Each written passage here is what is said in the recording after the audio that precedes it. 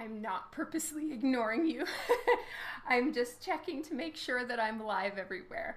But I guess while I'm loading everything, I'll say hello and welcome to another live stream. Whoop whoop. Today I am working on Lady Death as the Queen of Halloween. And I will be doing the digital coloring. So we're starting out from the very beginning, and you'll be able to see the entire process, I hope. Just checking the videos. Hopefully I am live. I don't see anything. Okay, well, it's live on Twitch. So I will just get started. Let me see if people are commenting. Oh my goodness, there's lots of comments. Hello, everyone. I'm so sorry. Hello, True Deadman, Luis, Todd, Robert, Charles, Victor. Oh, Charles says everywhere. Yay! Was a little stuttery initially. Okay, thank you, Rob. Just so everyone knows, we are kind of in the middle of a thunderstorm here. So I'm going live and hoping that everything is going to work fine. A little further away, there's tornado warnings. So, you know, we're going to try our best here today. But until or if anything does glitch terribly, I love you all and I hope that you are having a good day. As you guys can see, these are what is called the flat colors. I started putting in a little bit of clouds and stuff in the background, and I'm working on getting the color scheme right now. So there are two versions to this, and I'll show them to you in one tiny little moment. Oh, wow, what software are you? Sorry, all of these all these chats were coming in and I didn't see. I apologize, everyone. Okay, I will answer everyone. Michael, hello. Michael Curtis. Todd Sharp, I am using Photoshop CC. I'm not saying that that's the best one. It's just the one I'm used to. Let's see. Great on Facebook and Twitch. Thank you, Dan. All right. There's 57% love between Paul and Rob. Nice. Let's see if Moobot is being cranky today. All right, so I'll show you guys the line work just to start out with so you can see both versions and what I'm working on. And then I'll start adding in the, all the different layers. EL, thank you so much for letting me know it's good on YouTube. Oh, thank you, Takeya. I really appreciate that. When does your print of the month go live on your site? Good question, Candice. It goes live 9 a.m. Mountain Standard Time is when I'm going to send around the email to everybody. I mean, you know, it might be turned on before that. Probably it will need to be. So if you really want to get there first, I guess you can go to my website. If not, the email will go around at 9 a.m. And thank you so much, Candice. Johnny, hello. Tom. Paul, I don't know if I said hi to you yet, Paul. Hello, hello. Yeah, Charles. We'll see how long YouTube lasts. They don't like me very much. I need to not be such a sailor. Aricia, Troy, hello, hello. Welcome to today's stream. Whoa, Moobot is being cranky. All right. So just so everybody can see what it is I'm working on, I am using a Cintiq 22 HD. This was what, has been a lusty for me for many, many years. I got one once I decided to start doing my digital coloring. So they're not cheap at all. It was definitely an investment in my learning and craft, but it is right here. So it's right in front of me. I just have it down a little bit so it's not right in your face. Oh, you did, Aricia. Okay, shh, it's our secret. What other channels are you streaming on? EL from YouTube. I am on Twitch and Facebook. So on Facebook, I'm Art of Dawn McTagg. On Twitch, I'm Dawn McTagg. And how to spell my name is right below me right here because I know it's a difficult name to spell. It is Gaelic. Kara, hello, hello. Hello, Matthias. Thank you. Clark. Philip. Mwah. We're waiting for Mr. E too. We need to wish him a happy birthday.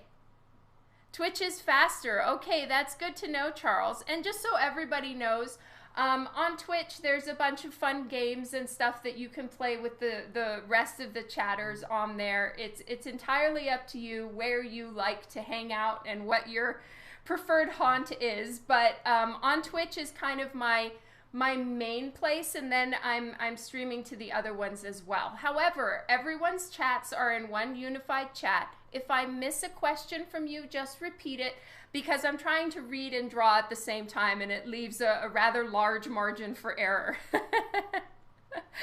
Oh, John, thank you. That means so much. Which brand of tablet do you use? Just a regular tablet or one with a display screen?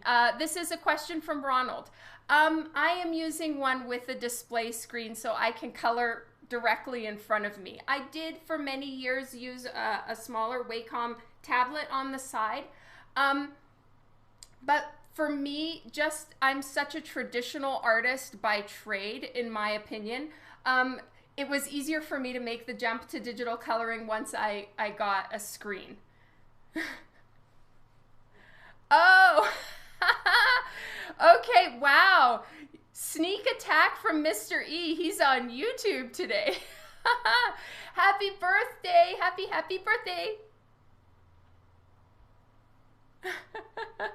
What cover are you working on? I am working on a Lady Death cover for Coffin Comics.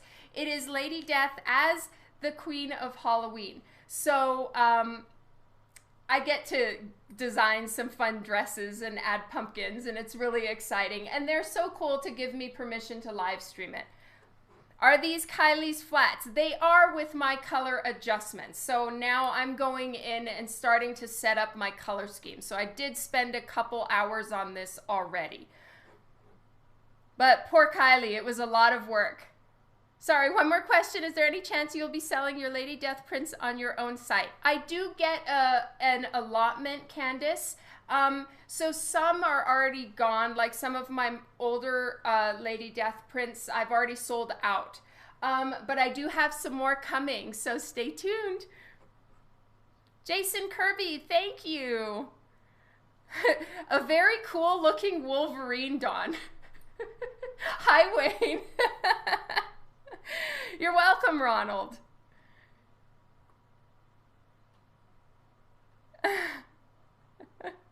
Hello, Marcus. Yes, so right now we are with flat colors. Okay, now heading to another stream near you. All right, Mr. E. Whitverser, hello. Sajede, hi, it's been a while. Johnny, hello. Okay, I think I've greeted everyone and said hello. If I missed you, I'm so sorry. Nothing personal.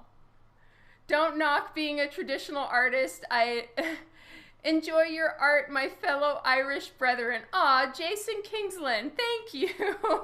No knocking on traditional, I promise. There's just some projects where it's a little bit more in keeping with the universe that I'm drawing in if it's digitally colored. I love traditional. It's definitely my happy place. But you know, it depends on the project. So for this, I'm doing digital coloring. Uh-oh, guys, Kara's sending warning. She's on her way. Oh no, Fusion! I'm so sorry. Hello to you. Mwah. Okay, we're gonna start getting to work now. So my thought for this dress, and I definitely, you know, went for it with this dress. It's not an easy one to color. So now what I'm doing is I'm turning off some of the flats so that you guys can see it being broken down to just the line art. So I'm gonna zoom in so hopefully you can see the line art. So this is the main version. She's got what I'm calling a ghost dress.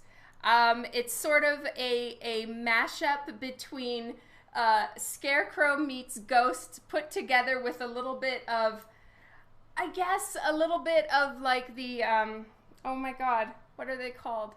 The ring wraiths. You know, it's kind of a mix of all of those inspirations, and then, you know, have some strappies and ribbons. Hello, Dave Merritt. It's like a partially open mummy dress. That as well, like the mummy strips where it's the gauze. That's sort of where I'm thinking. Thank you, Michael. Strappies is a great word. Yay! Hello, Monty Fielder. Thank you so much for tuning in on the live streams. You're amazing, and I really appreciate it.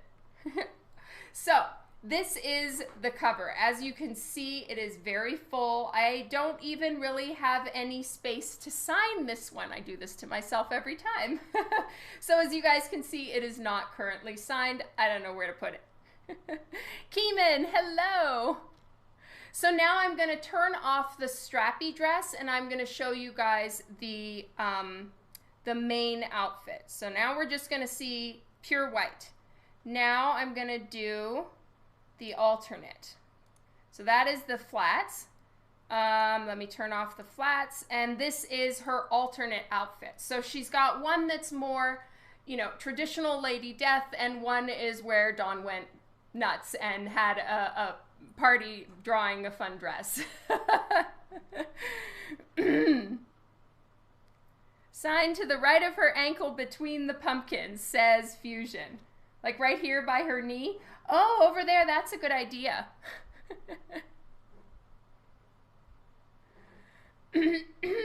Okay. Arnav, hello. Dave Merritt, hi. Steve is here. Sign on the cross tombstone. Yeah, I did sign my name there in the sketch, and then I realized that might be a little morbid. Okay. Hello, Devin. All right, so now everyone has had a chance to see the line art. We're going to start building back up with the flats. And that little skull is awesome, almost motorboating. Or taking a little nap. Sign on her leg like Ebas. That is Ebas's signature move, however. Sorry, everyone. Anna-san, hello, thank you. Welcome to the stream. All right, so now I'm turning off the alternate version, and I'm going to turn back on this version. You can't draw a straight line, Jeff. Aw. It takes practice, for sure.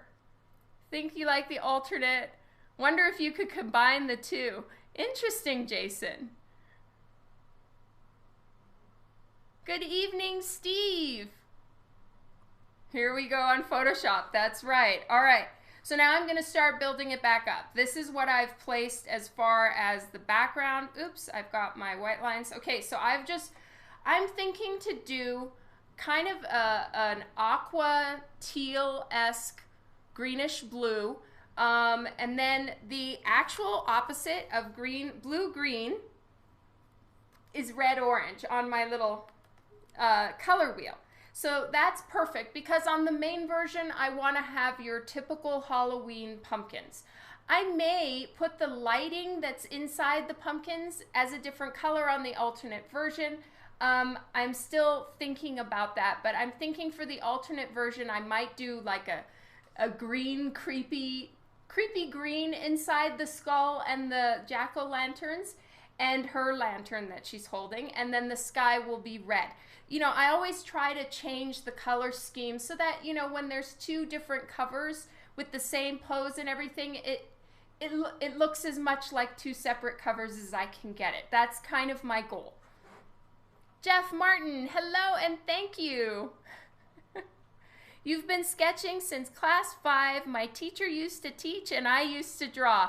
Oh, I understand that one, Arnav. I was the same. I would have like doodles in every little spare spot in my workbooks. Okay, so now I'm going to turn on the flats. So here are the flats, and that's where you get all the other colors. And then Kylie is amazing. She's not here right now, but for anybody who knows Kylie, she is an amazing artist and also helps me with my flats. So she will give me rough color so that I can select the areas. So since she sent it to me, I have adjusted some of the colors, but not everything yet. And she gave me the dress all in red, which is a great idea. And it honestly, I told her she could pick whatever color she wants because I'm going to be going in and making the colors as I see them, and I don't know what they're going to be yet. But my one thought is to make her dress ghostly, right? So I'm thinking to do something like that. And then there's some dress solid areas. And in my mind, when I designed the dress, think it's woven. So there's actually no sewing involved in this dress. So if anyone feels like making it, they are more than welcome. But there are, in my mind, I had thought of 3 areas where there was some metal bands. So right now I have them as gold. It may not stay that way, but that's what I have for now. All right, I think I may have missed a couple comments. Okay. She did a great job on the flats. Yes, she did. And a big shout out to Kylie. She worked very hard on this one. I think it took her about 2 or 3 times as long to do this one as it does for any other cover. So mad props to Kylie. Yes, hello Thomas. This is the new Lady Death artwork, correct. So these are my color schemes, and I need to get Lady Death's proper coloring in there now, because the way that it's set up is that every area of Lady Death's body is colored a slightly different tone, and that's so that I can select those areas. So I saved the main flats that have all the varying colors that Kylie put in for me as one, and then I'm doing another one with my actual colors. So I'm gonna now put in Lady Death's colors. And what I need to do is a little Dawn cheat. But since I'm just clipping from my own coloring of Lady Death, I figure it's all right. So what I'm doing is I'm getting one of my previous colors of Lady Death. And this one has already come out, so it's a-okay for you guys to see it. It is the Lady Death, my mouse is not working great. All right, here we go, we're gonna try again. It's the Lady Death lenticular cover, so you guys have already seen this, but it has Lady Death's color, like her skin tone and all of that stuff, because her skin tone is not a light-skinned individual. Her skin tone is actually white. She is, the queen of the dead, and she is white as a ghost. So that's where I'm just gonna do a little cheat sheet and clip and pick from my own colors. It should be in your possession on Tuesday. Whoop whoop. RJ, thank you. Okay, Louisa asks a question. What is your secret to blending, and any advice for artists trying to figure out how to color and draw digitally? Aw, I love you too, Louisa, and thank you so much for being here. Secret to blending, honestly, is just use a soft brush. So in any digital program that you're working with, there's always going to be a softer brush. I'll be honest with you. I know that a lot of artists use blending tools. Honestly, I don't know how to use them. So as I learn, I will definitely let you guys know how to use blending tools and stuff. I'm still like timidly dipping my toe in that particular pond. But for now, I just kind of layer with a soft brush at a low opacity. And I think that applies across the board if you're using Procreate or Clip Studio or whatever it is that you're using. There's always some basic soft brush. Think like an airbrushy style look. And that's how I get my work soft. Though I am trying to like pick some harder brushes so that, my work is not too soft and smooshy. Okay, I've been missing a lot of comments. Are you going to hide some antlers in it? Well, the branches are antler-esque. Okay. Michael, hello and thank you. Oh, you added me on Twitch. Yay. Oh, that's awesome, Tom. I'm so glad you get to stay for a little while. Ties Tom to the chair. So this is sort of my thoughts on the dress, and I turned down the opacity of all the strands because I want it to look see-through, and in order for it to look see-through, I want to have the art underneath.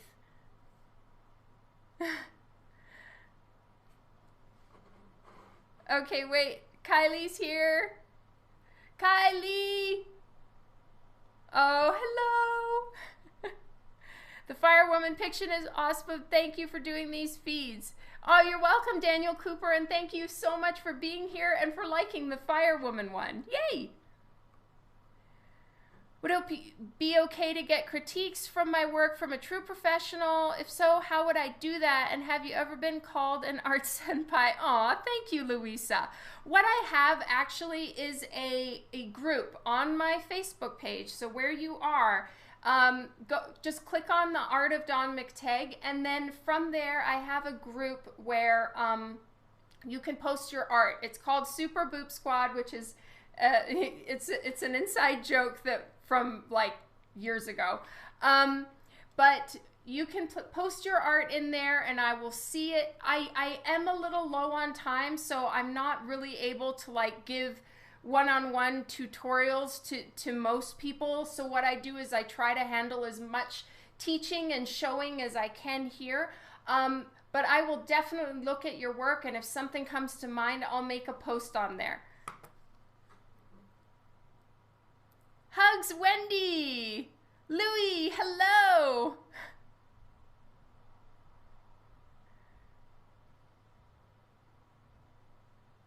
Yeah, highly heard our calls.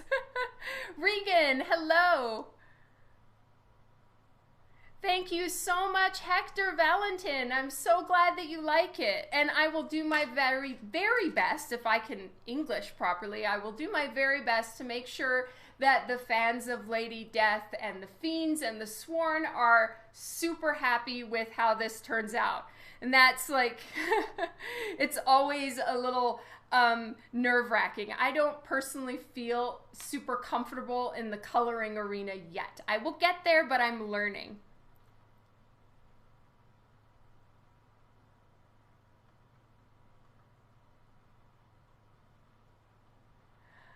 Thomas, are you pulling Lady Demon and Purgatory artwork forward from Chaos? Well, I work for Coffin Comics, who is run and owned by Brian Pulido, who was the creator of Lady Death and Chaos Comics. So I'm just working for them now.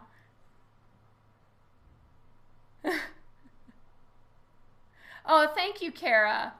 Neo, hello. Nice to see you in real time. I've been watching you replay the last couple of times. Gregory, thank you so much for joining in. It's great to have you, and thanks for catching up on them when you're not able to be on the stream, which I totally get. You know, you've got a life, can't always be here when I'm live, but it's so cool that you made it today.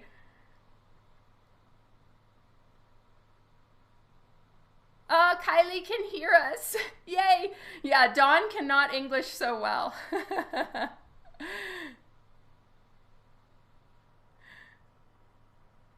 Hello, Kadiro. So if the dress is woven, are these transparent parts added on, or are they the material that it would be made from?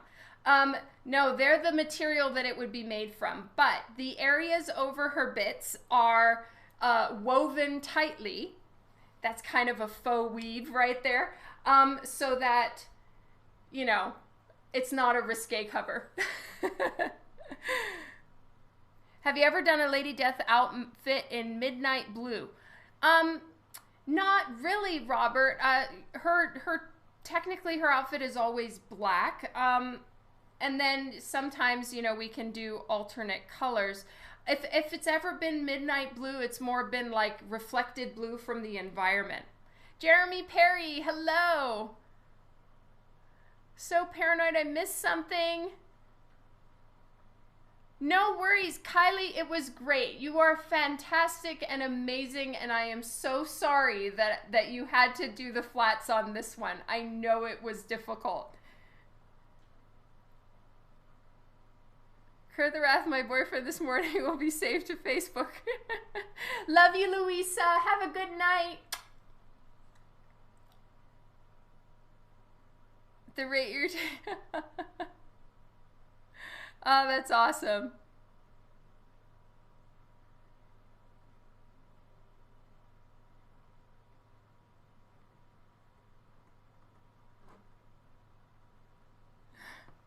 Kylie's asking who wants to know how long this took to flat, smiley face. Oh, poor Kylie.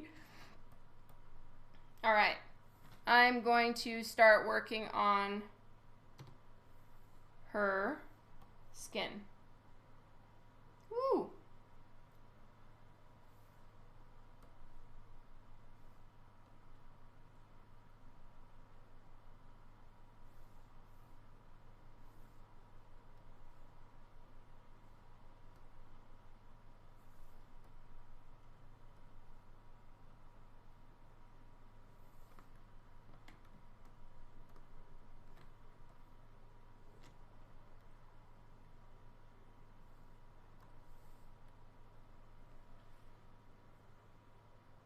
Wow, it took 8 hours. I'm so sorry. Okay, I need to see what Devin said.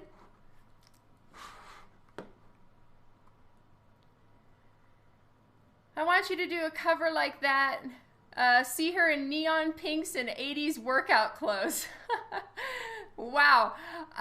I can't even think of a context for Lady Death to be in those colors, but it's awesome. Respect. Mithu Fox, hello. Nice to see you.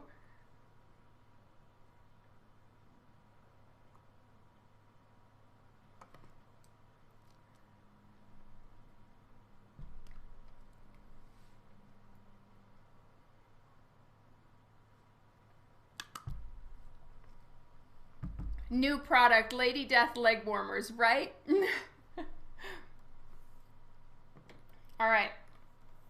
So again, this one is going to be a darker, well, regular pumpkin tone, all of that stuff, with a sort of spooky green background. And then the other version, I'm going to probably go red sky, or at least red-ish sky, and green glowing light in the jack-o'-lanterns. Did that fill correctly? Oh, it did not. Thank you, Kadiro. Good eye.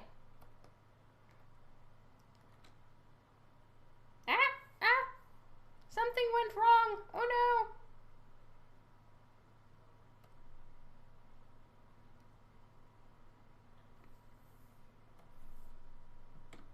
Carmen, hi. Hello. What is happening? Okay.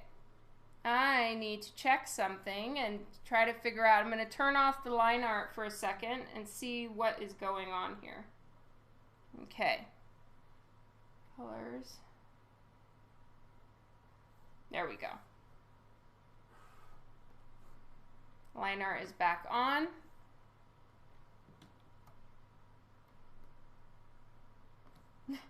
We did have a slight art crisis.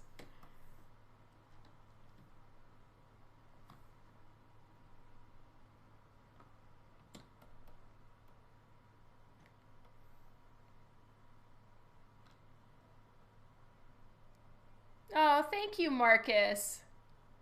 Well, Lady Death is really looking dead, yes.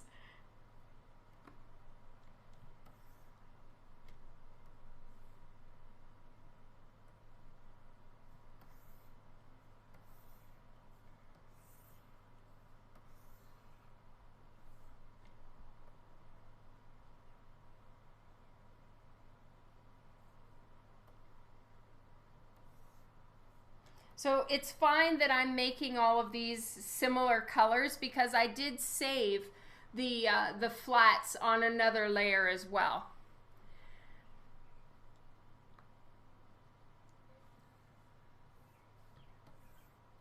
Those are some creepy trees. Yay! Thank you, Tom.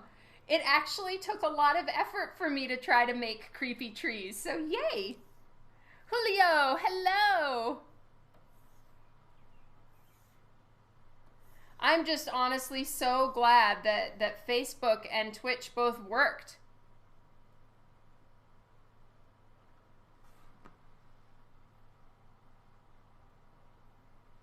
Oh, Candace, that's so awesome. And yes, if you were to get the art book combo with print, that can be combined with the print of the month. That is correct. Just the pearl prints are limited and limited and numbered and all of that stuff.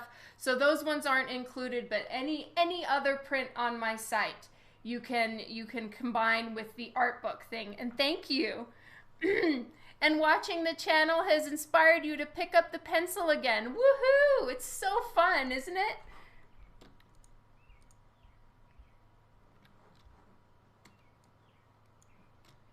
So sorry, everyone. It is going a little bit slowly. I'm looking for something. All right, there it is. There's a little tiny piece of white right there that is from the flats layer that I just need to fix up. Not blaming it on you, Kylie. That could have been something I did.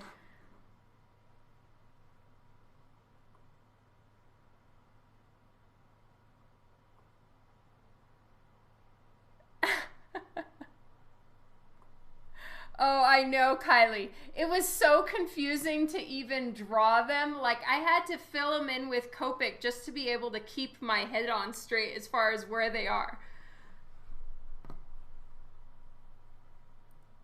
Aw, thank you, Tom. That is a huge, huge honor.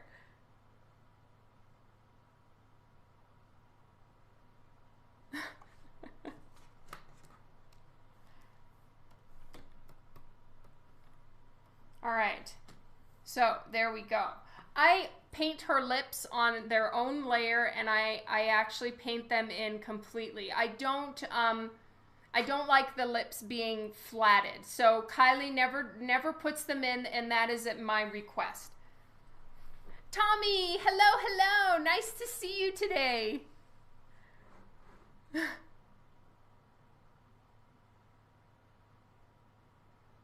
Yay, thank you, Neo Moon. I was really trying to accomplish that, and so yay! Don't flat the nips or the lips, that's right. I know, huge applause for Kylie to flat this one was the worst. All right, so let's just start working on her skin. And just so everybody knows, I paint the skin in full with pretend there's no clothing. And the reason why I do that is so that there aren't weird dividing lines on her outfit, because the straps of one outfit are generally never the same as the straps on the alternate outfit, and then you have to repaint in all these little places, and it can be very frustrating and time consuming. Once you've already painted the skin. The light source in most covers that I do does not change, so I can paint the skin completely and just use the outfits like alternate stickers almost. Oh, you're so sweet, Jason. He says thank you for all your hard work, as well as Kylie. Did I spell her name right? It's Kylie, but you know, we understand what you mean. And Kylie, you got some props.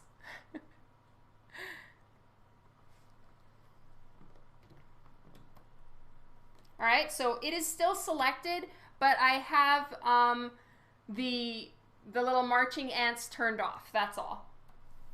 Okay, and like I told you guys, I'm gonna be naughty and sneaky and steal my color palette for her skin from this one.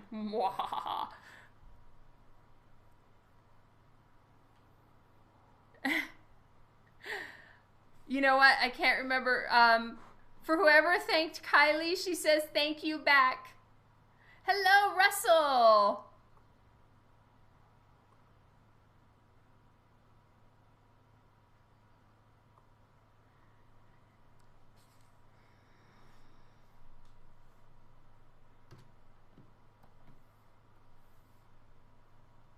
Okay, I'm gonna change to my soft round brush. I know you guys can't see when I'm doing those changes and selections, but that's what I did.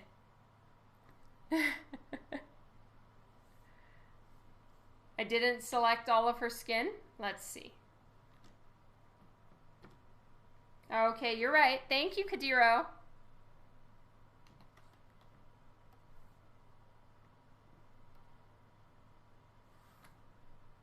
Okay.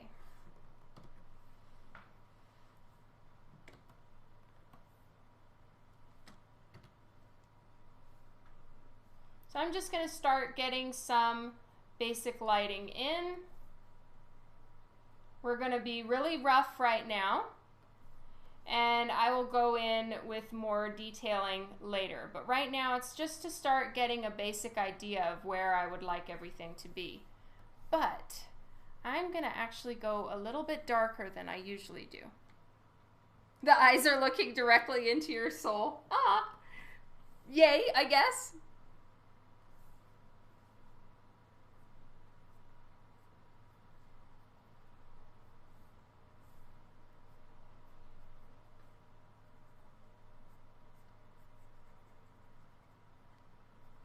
So I'm just kind of, you know, going by memory and what, how I usually break up a body in into sections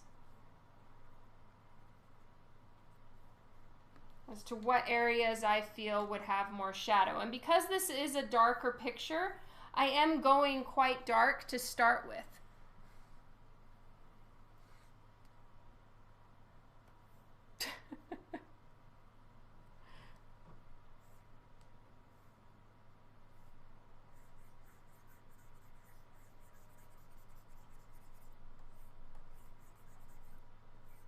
And I do want to have like mist and smoke and, you know, think Sleepy Hollow-esque, but with a bit more color to it.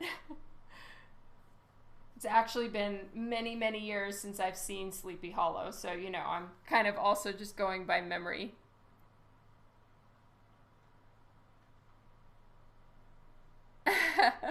That's true, Russell Allen, and thank you so much for being there for the interview.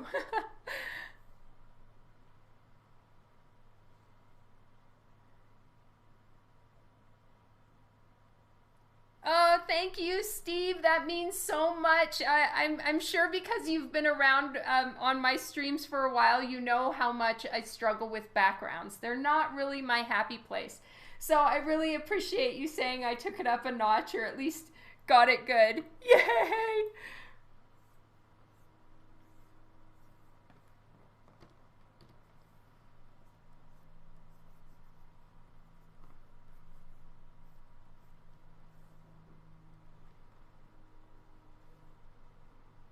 All right, somebody said I missed a spot. Yes, I did. Oops, got the white of her hair.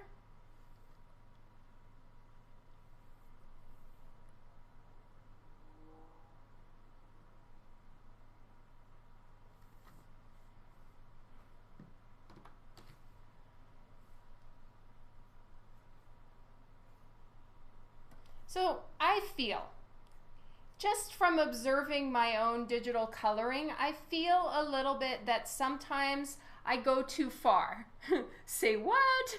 And I overshade, over detail, and it's a little intense. And considering the fact that especially on this cover there's so much going on, I'm gonna try to, you know, keep her skin a little bit lighter and you know, not go so heavy on the, like, almost making it look painted.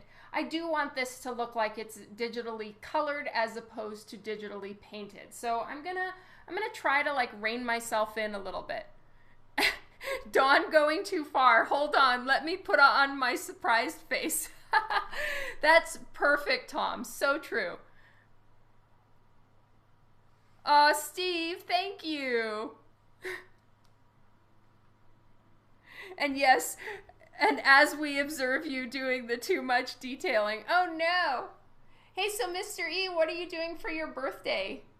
I mean, I know you're here right now, which is so sweet of you, but are there desserts afoot?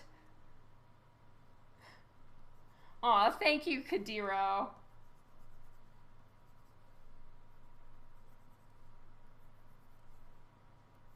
Okay, so there will be some darker shadows under her bust. And then what I'm doing, I'm sorry, for some reason my little like dialogue boxes or selection boxes don't show up, but I'm adjusting the hardness of my soft brush so that I can start putting in some stronger shadows. Who eats feet?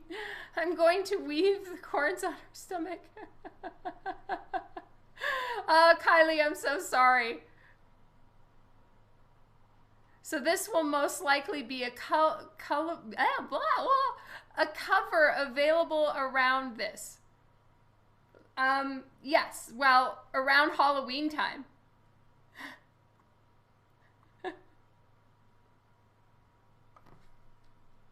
Oh, okay, around Halloween, yes. So this will most likely be a cover around Halloween time. I mean, I'm assuming, since it's that was my assignment. Watching you eating a grilled cheeseburger, then dessert is chocolate chip, peanut butter, cherry, cordial ice cream. Wow, that is fancy. The cords is a perfect example of Dawn going too far. Aw, you guys. But I'm so well behaved most of the time.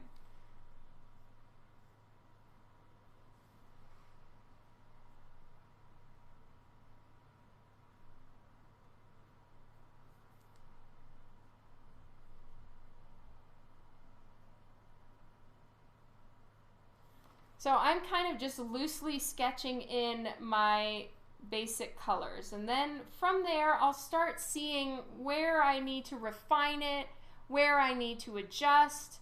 But for me, doing sort of a rough sketch of my shadows and shades really helps me. And that's me right now. You know, I'm sure over time, as I start getting better at this, hopefully, it won't be quite so work intensive.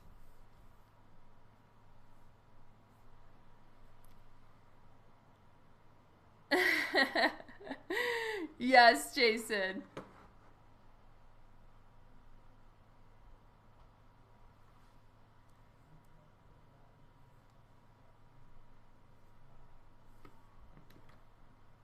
Okay, I'm gonna lighten it up a little bit.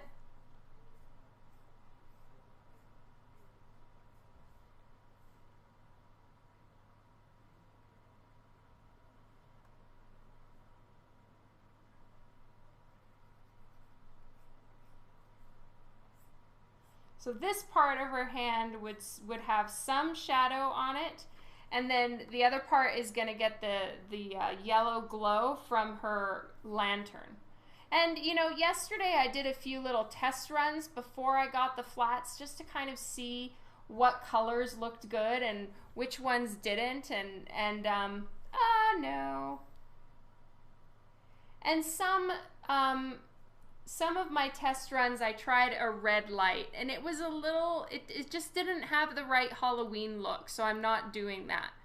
JR, hello!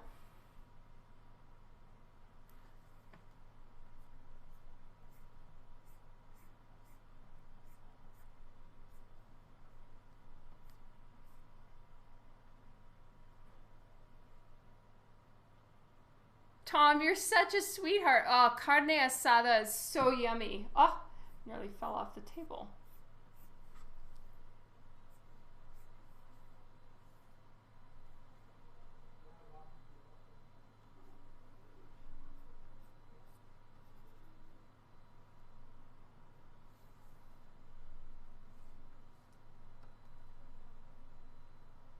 And I'm keeping the art a little less zoomed in than I usually do. for two reasons. One, so you guys can see a bit more of the picture while I'm working on it, and the other reason is so that I don't get too noodly about it all. We'll see if it works, right?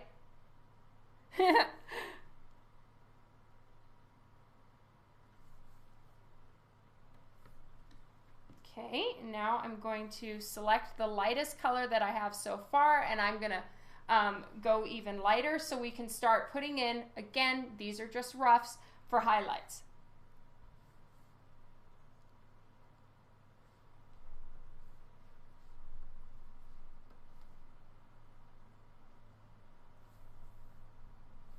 No.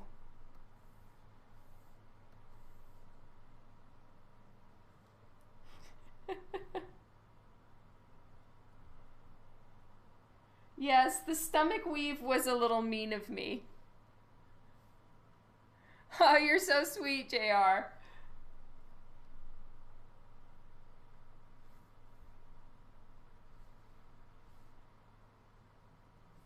Okay, I need to turn off the... Come on. There we go. And...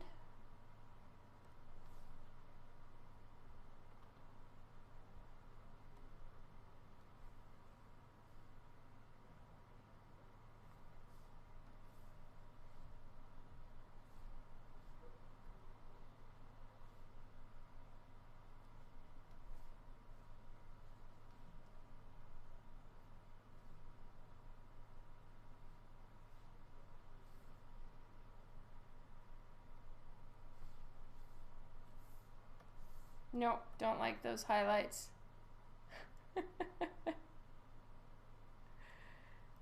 Oh, yes, there is, Carmen. So this dress is actually a patch. So I drew this dress on a completely different piece of paper because I wanted it to be somewhat see-through. Think like ghostly ribbon. Of course, solid on her bust area, and she is wearing some panties. So, you know, it's not completely see-through, but I wanted all the strips and straps to be see-through.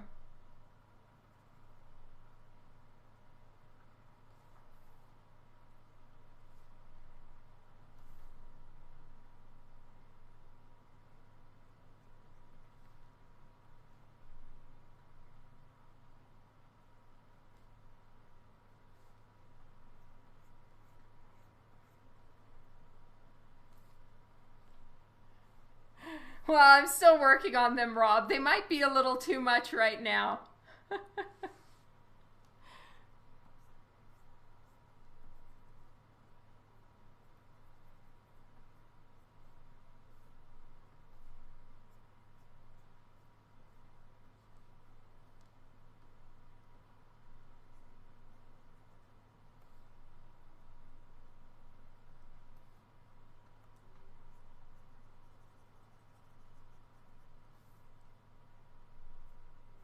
And then I'll show you guys something fun, which is the color holds.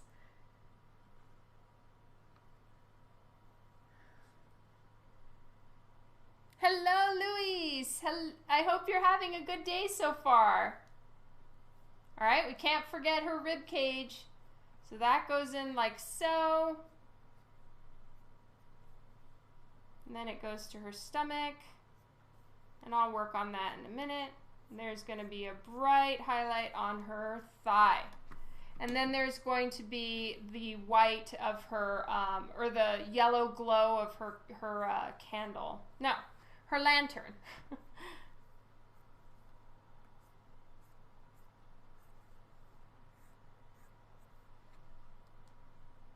Hanu Soul, hello! Welcome to the stream today.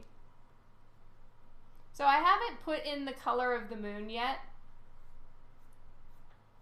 but that will be there. Oh, awesome, Luis. Yes, there will be a bright thigh highlight and a rim light from the moon. So that's why I'm coloring her quite dark compared to usual. I'm mostly working in what would be primarily shadow tones for Lady Death when I'm working on her. Because this is a darker scene and I want there to be rim lights and side lights and all of the glows, and they won't show up if she's pearly, pearly white. You can't put any reflections or highlights or anything like that. They just won't show up. So that's why I'm kind of going a little bit darker with her skin, which, you know, fits with the setting.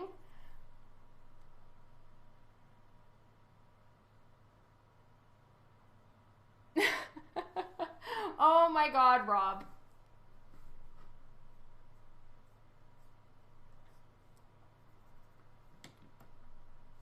Okay, now for funsies, let's put her lip tone in. So I'm going to create a new layer. I always put the lips on their own layer. Okay, I'm going to do a little more thieving. Again, for anyone who's not familiar with this cover, I drew it and colored it, so I am mooching off of myself before anyone's like, Don's just stealing.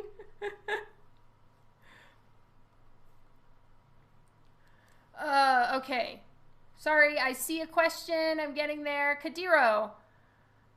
But there appears to be a random white spot next to the prong directly above Lady Death's eye. Right, that is the moon that I deleted. I will go ahead and remove that. There we go. All right. Self-plagiarism, yes. Okay, and for that I use this one. Let's get the size way down.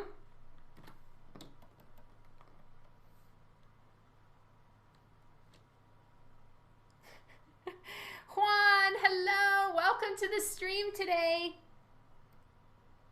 What's happening?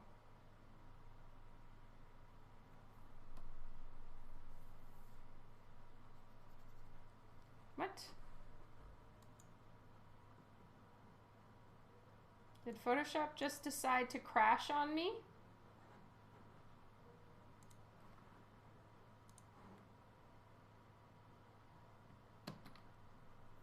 All right, I'm saving just in case I need to restart Photoshop.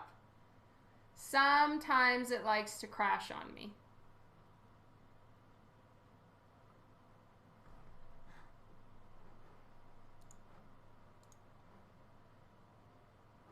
Come on.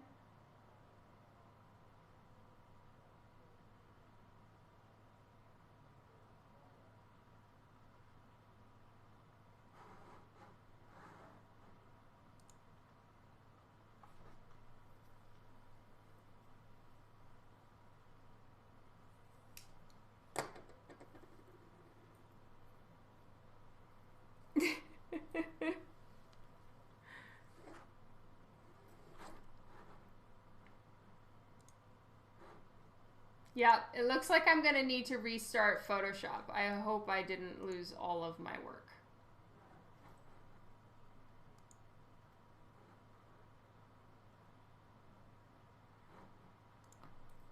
Well, I saved it.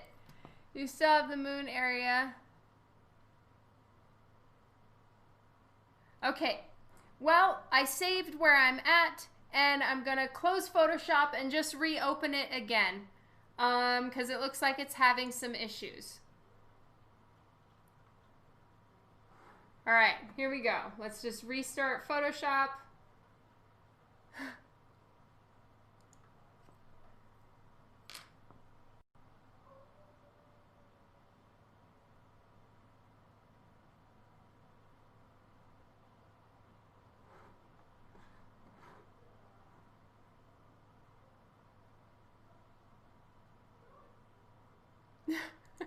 No, I didn't lose Kylie's work.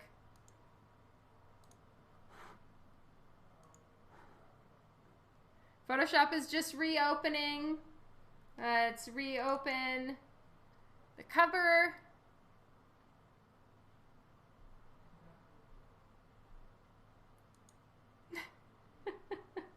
All right, there we go.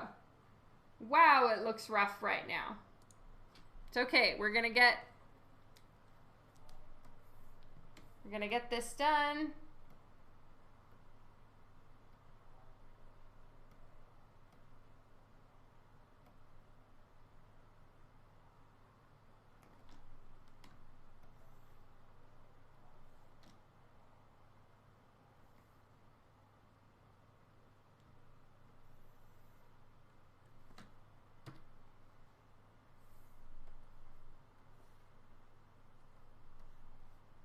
I'm just going to choose a red lip tone.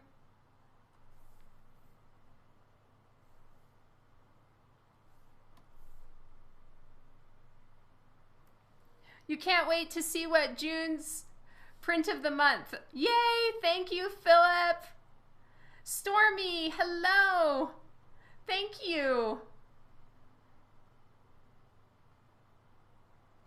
No, it's because, Kadiro, I had already done more than that. It's just it crashed on the stream and it crashed on my Photoshop. I was already, like, I'd already finished doing that and done something else.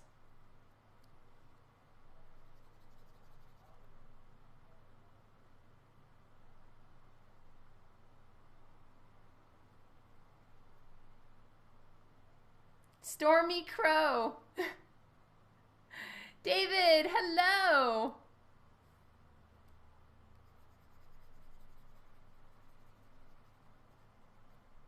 So what's nice about working on the lips on a separate layer is that I can, for starters, work on them without affecting the face.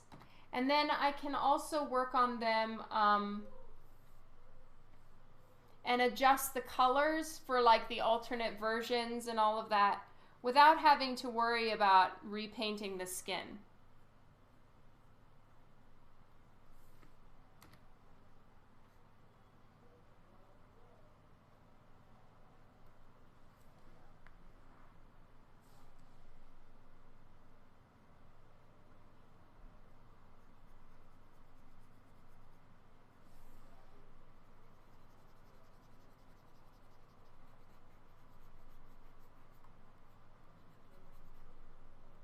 No, I just deleted it for now, Kylie, because I need to paint it into the sky. Hello, David. I'm doing great. Jeff, hi. Yeah, I've been so well behaved. No sailor talk.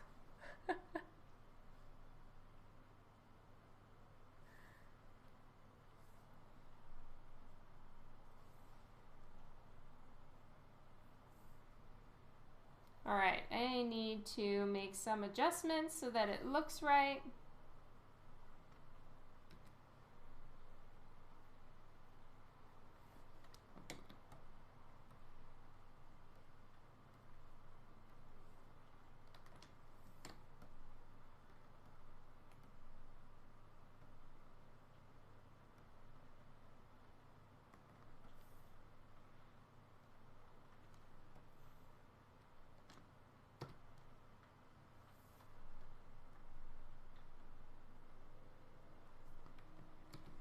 Okay, I'm just gonna add a little bit more blue into the red here. I think it's just a touch.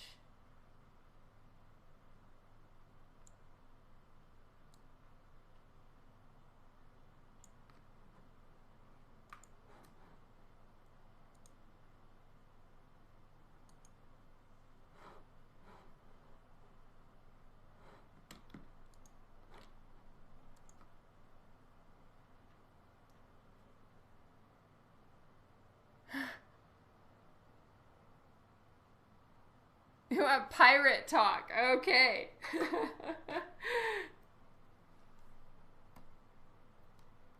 All right, this is not good. My Photoshop has crashed again. Nothing is working. Damn it.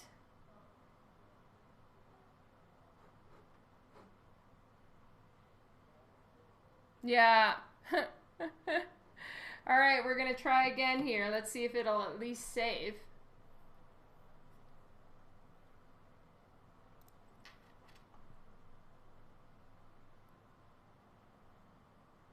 No, it's not Kylie's fault. It's actually my fault, but I can't fix my fault right now. Because if I do, it's going to mess up all of the, it's going to mess up all of the flats and make them pixelated, and that's going to ruin everything. But let me see if I can just close the thing and reopen it.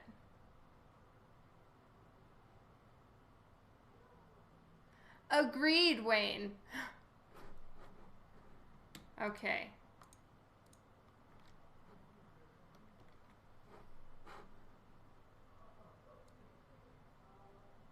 Okay, so that's going more yellow, that's going more blue. I want to go a little bit colder with her red, darken it up a little bit, and I'm going to keep working on the,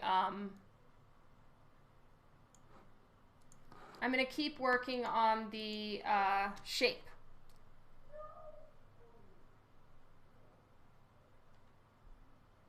Oh, thank you, Adam. That's so kind of you.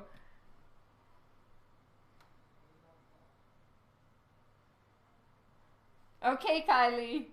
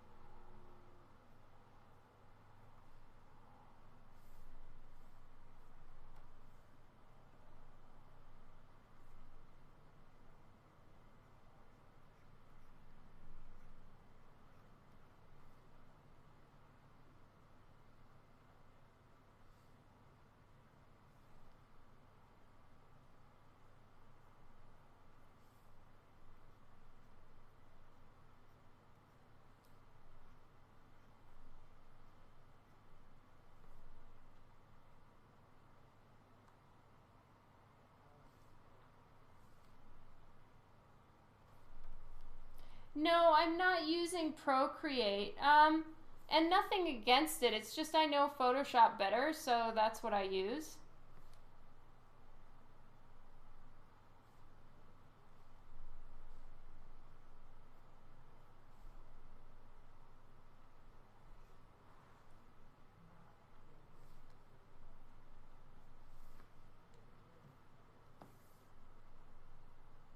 Okay, now I'm going to just start putting in a little bit of highlight. Again, bear in mind, everybody, I don't kind of work on one spot until it's completely done and then move on to the next. That's kind of how I used to do it, but I'm finding it's better to just do some rough sketch colors almost, and then work on refining it as I go through the picture and work on the various areas on the piece. And then it kind of helps me know when to stop, because if something's looking fine and I don't need to go in and do extra, the piece has a little bit more smoothness, or not even smoothness, it just looks a little more alive as opposed to being overworked.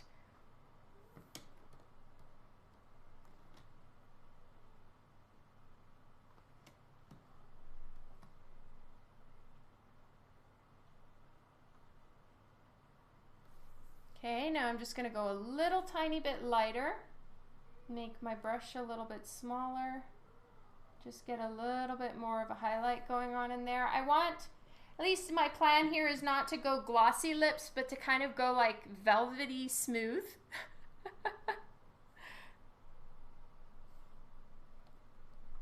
Oh, we got a follow. Thank you so much for the follow. I apologize. Because I have Photoshop in front of me, I can't see when someone follows. So everyone else that's on Twitch, please feel free to like give the new follower a shout out, and thank you all so much for your follows. Matte lips-ish. I want them like satin, not too glossy, but then also not completely matte. All right, her eyes are creeping me out. Straight up. So now I've moved back to the colors layer. I'm no longer on the lips layer. Those are on their own. Oh, you can't see the names. All right, that's totally fine, Kara. Hello, John. Oh, Think Rich Thoughts. Hello and welcome to the stream.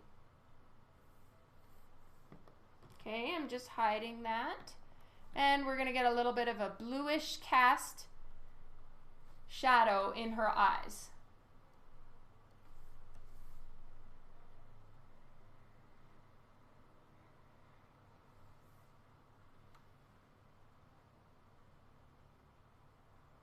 Wow, Kylie has 916 followers and likes, 84 more, and then a big giveaway. I'm thinking $1,000 worth to represent your 1,000 follows. Wow, Kylie, that's generous. All right, if anybody wants to get in on her giveaway and get all the details, go follow Art of Kylie Knight on Facebook.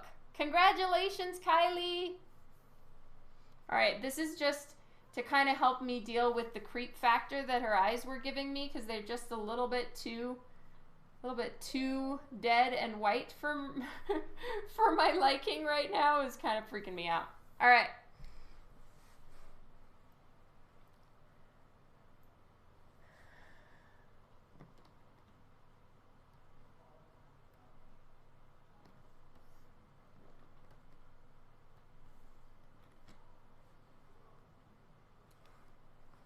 Oh, thanks, Think Rich Thoughts.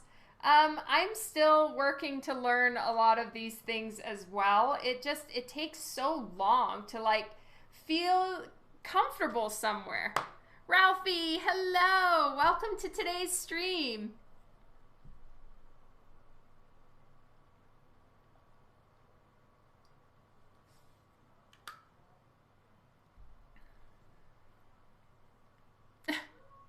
Mr. E, your rhymes are amazing. I could not do that. Mad respect.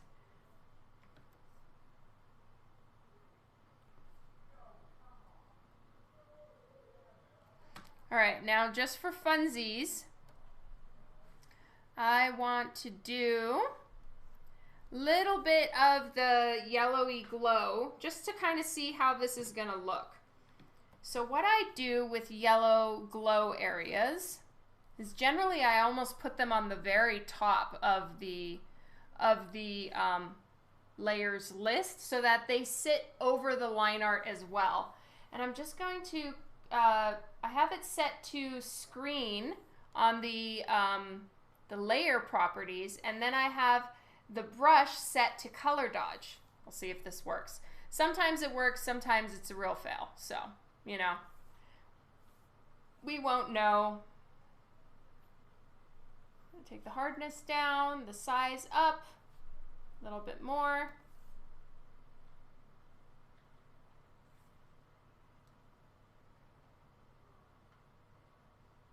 Reminds you of Red Velvet, the K-pop group. Nice!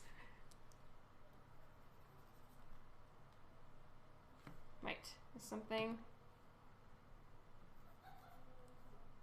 So that's kind of how you can get some glow going on. Now, you know, obviously I'm gonna work on that glow, but it kind of just helps me picture where the light sources are coming from, and it's it just gives me a little bit more of a focal point, and I want to give it like some kind of texture in there, like there's some little glowy something or others floating around inside.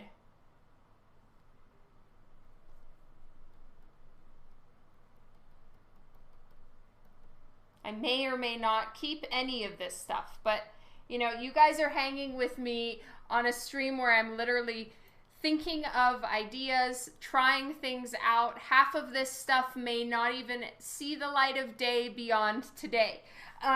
But this is where I can kind of get my thoughts together almost and figure out what it is I'm gonna do.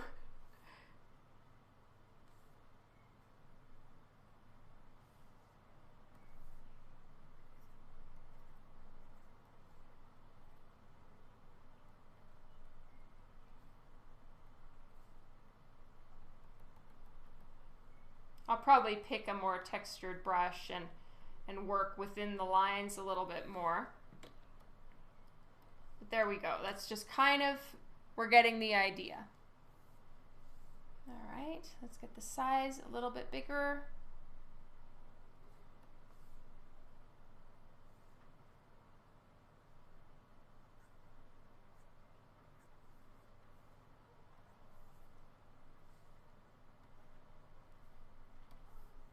And then there will be some light cast on her body as well. Maybe not that intense. I'm going to turn off the color dodge.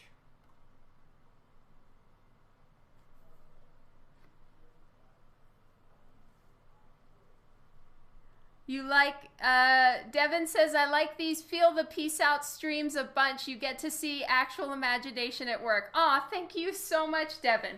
I've always been too nervous to do this portion with you guys, and I need to cut that shit out and not be so scared.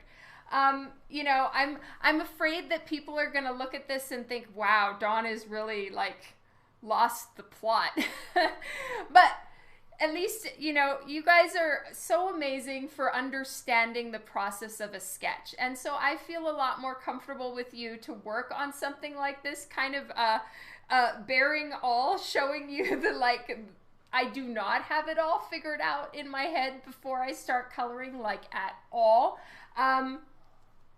And yay, I really appreciate you liking the process. Thank you.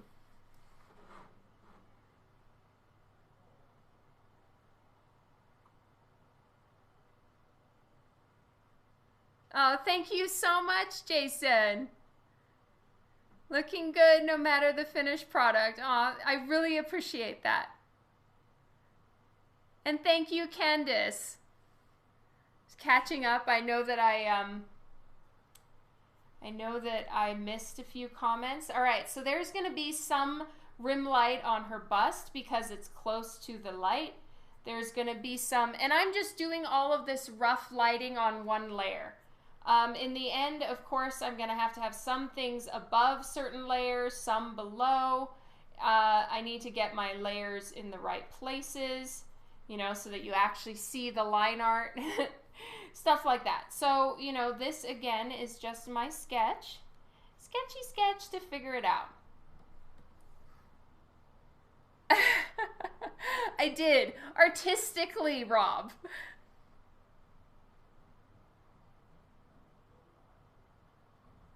You're so sweet, Devin. Thank you so much. Big hugs to you. Kara's here for the food talk.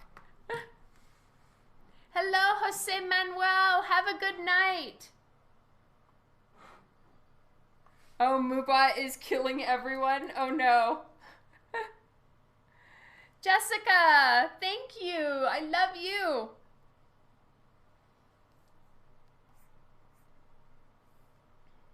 So where I put the light on her hip is going to make all the difference on where her body actually is standing and where the, all right, where the candle is, what can kind of resemble candle. Okay, here we go. Oh, this is perfect. All right, so if you're standing like this, holding the candle kind of like that, the light of the candle would be hitting right, okay, but she's turning, so it's a little bit, it would be hitting right on the edge. All right. Yeah, I'm standing up. Apologies. I had to think through that one.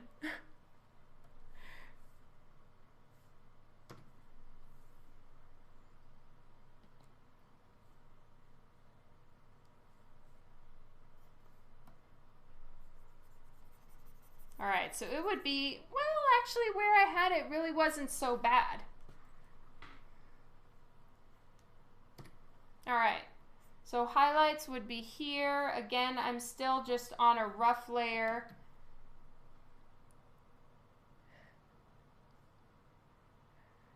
Hello, Eddie. Welcome to the stream today. It's nice to see you. All right, and then there would actually be a little bit of light cast on her cheek, but I'm gonna have to be really careful with that light because it can't be too much. It needs to just be somewhat subtle, or I think it could make the angle of her jaw look a little bit odd. So I wanna be cautious with that, but at least now I know where I want all the light sources.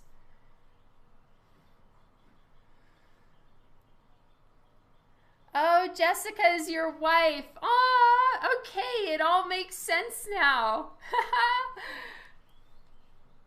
Welcome to Eddie and Jessica. All right, so it'll be something very subtle like that. All right, now I'm going back to the skin tone because I'm gonna work on a lot of times right where a highlight meets up with a shadow, or a highlight meets up with another highlight, sometimes there will be a shadow in between. So I will be putting like probably a thin shadow in between the light of the rim light of the lantern, and then the highlights that kind of naturally are under the eyes. We'll see how it looks. It may not look good, but I'm gonna try. I had the wrong brush setting.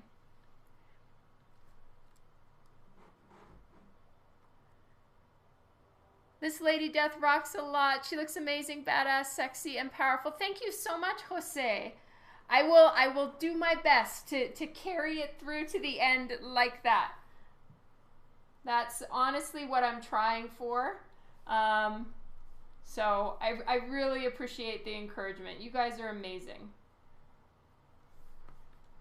Okay, we don't want it too strong and intense. I don't want to make her jaw look too harsh here. So this may be a little too much, but we'll see. Can always fix it.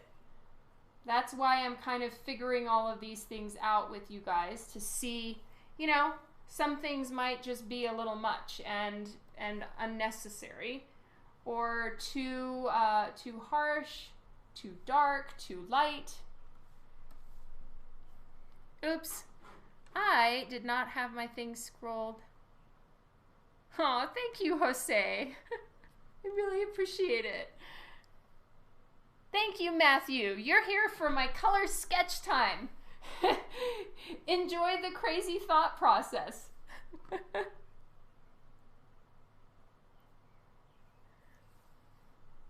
Possibly, Adam. I haven't really gotten there yet. All right, and then my thinking right now is to make this dress white. I do really like some of the Lady Death covers that have come out where she's wearing white, and it kind of gives off, it kind of goes with my intent that it's a ghostly dress, so I'm kind of trying to help her also really stand out from the overall dark graveyard scene that she's in. So she just kind of has this eerie look to her. That's what I'm going for. In the end, it may not look remotely like my plan. But that's kind of my thought right now. So I want the whites of her skin, the whites of her eyes, the white of her hair, the white of her dress are all going to have to look coherent. But also not exactly the same, where you won't see any of it, right? So it's gonna be interesting. Hello, Butt. So good to see you, and thank you.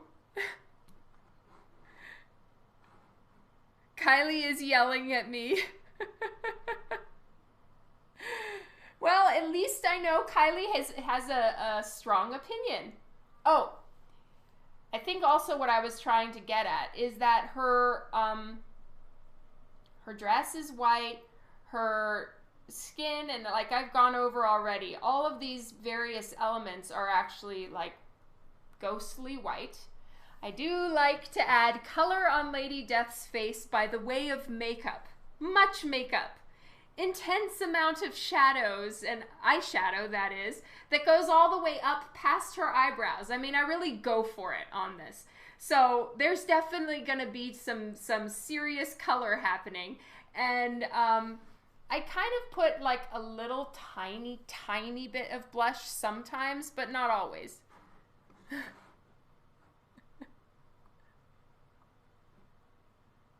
Yes. Failure is not an option. That's correct, Jason.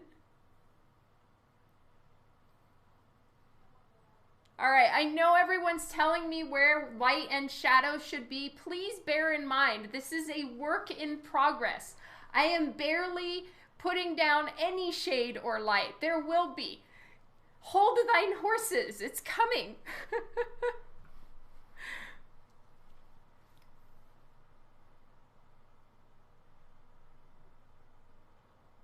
I'm doing something I've never done before, and I'm showing you guys the very beginning of a digital colors. So it's not done. I know.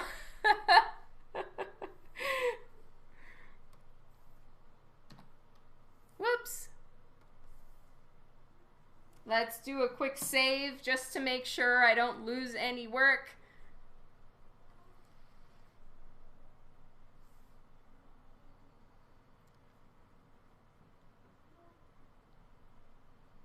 I know.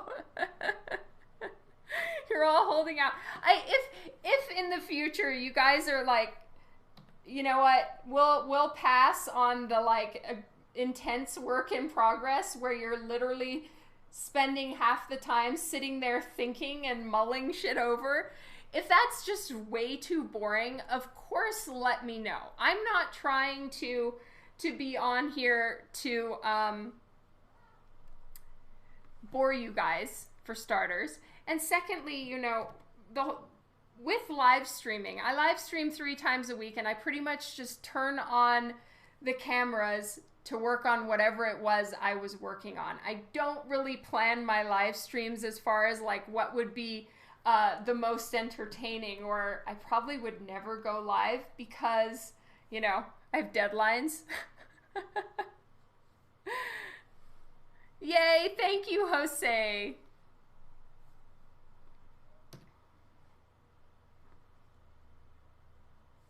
Tom, I'm hungry. I want some.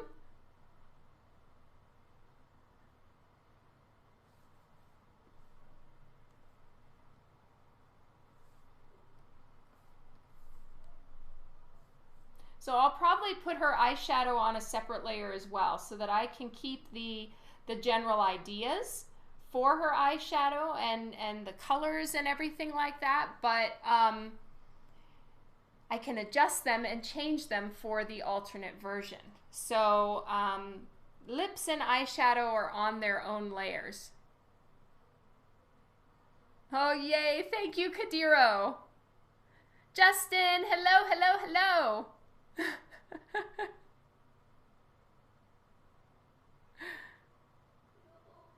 Thank you, Hooting Illustrator.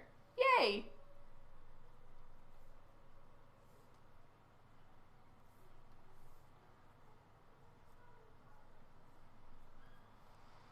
All right, so there is a small amount of alternate light source that's going to be coming from all the pumpkins and the jack-o'-lanterns on the other side of her face, but they're not as close and they're not as bright. So I'm probably not going to put any rim lights on this on kind of our right-hand side of her face. Oh, thank you, Jessica. I appreciate that so much.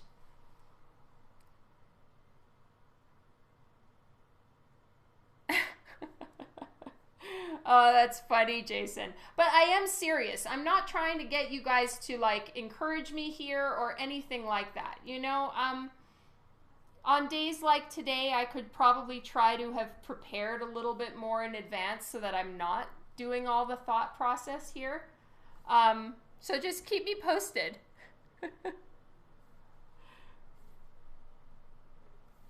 So I'm turning down the opacity on my soft brush a little bit, just so that I can have a smoother line.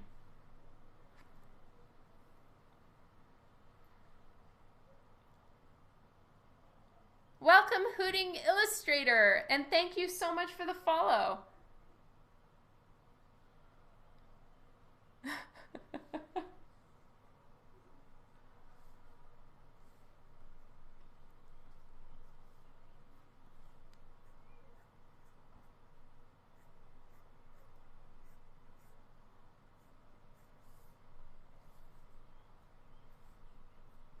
I'm also going to need to put like environment tones into her skin a little bit, where she's like picking up some of the green from the sky, and I'll put that in her hair and all of that stuff. For now, we're just working on some of the shading and shadowing.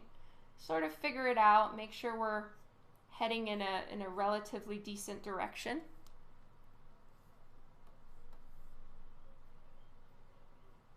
Also, I'm going to want to test out a few ideas as far as the color of her crown and of her jewelry. Like, gold is kind of a typical Lady Death color, and so I do like to incorporate gold in her tones and in her outfits. But we'll see. Oh, yay! Thank you, AMC.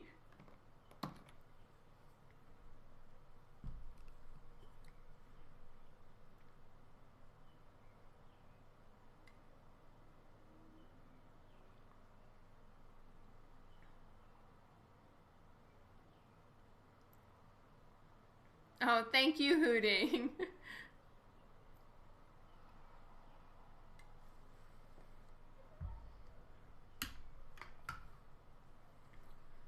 You're the sweetest for staying, Rob. Thank you. All right, so I've still got her face selected. I need to soften and take down the flow of my brush even more. So as I'm refining, I'm taking the softness and flow and opacity of my, well, the opacity and the flow, I'm taking them down lower so that they're a little bit softer. They're not dispersing as much fake ink.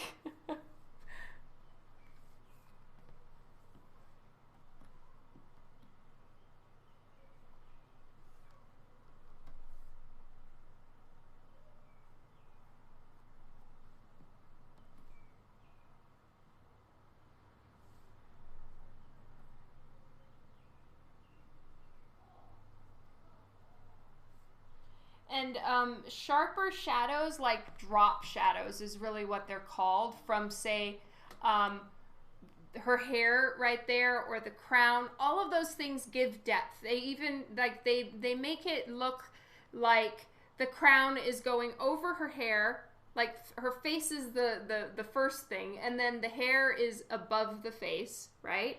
And then the crown is going over the hair. All of those things are just a little bit closer to the viewer than her face is, right? So giving them drop shadows to just give a little bit of depth and distance from them is really important.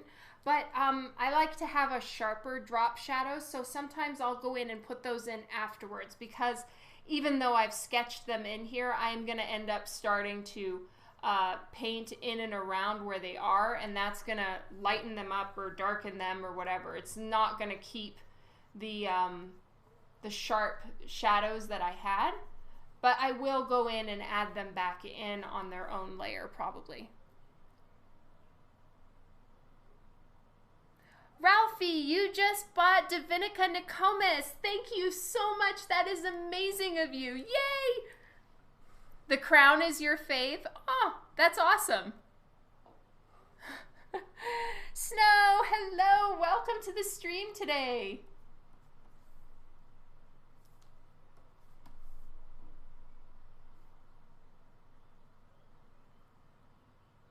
Isabel. Hello. I'm so glad that you find it informative. And I'm here 3 times a week generally on Tuesday, Thursday, and Sunday between 5 and 8 p.m. Mountain Standard Time, which is where I live. And so if you have art questions or any kind of questions, now's the time to catch me as far as all that goes. So, yeah, well, primarily art questions. So yeah, I am here for you if you have any thoughts or questions about art. That is the way to catch me. Catch me live. And I will do my best to help.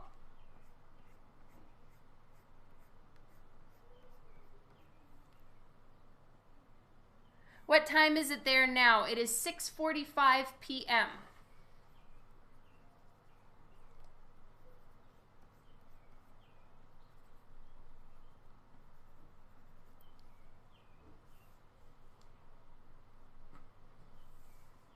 All right. So I'm just going to turn off the yellow glow layer for a second. Make sure her face is looking nice. Oh, wow. It's 6:15 a.m. for you. Woo! Have you been up all night hooting Illustrator?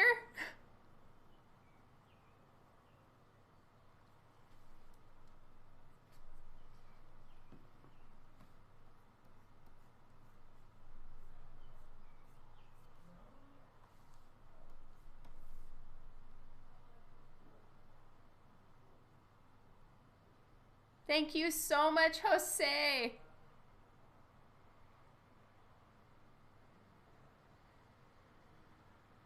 It's 9:45 a.m. here. Just woke up. Where are you, Snow?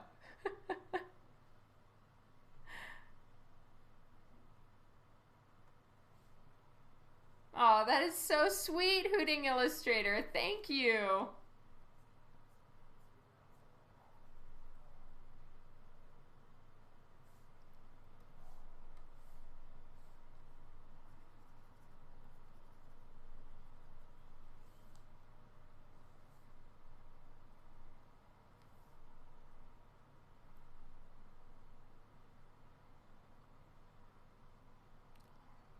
Actually, I'm like 20 minutes away from Mr. Fuji-san.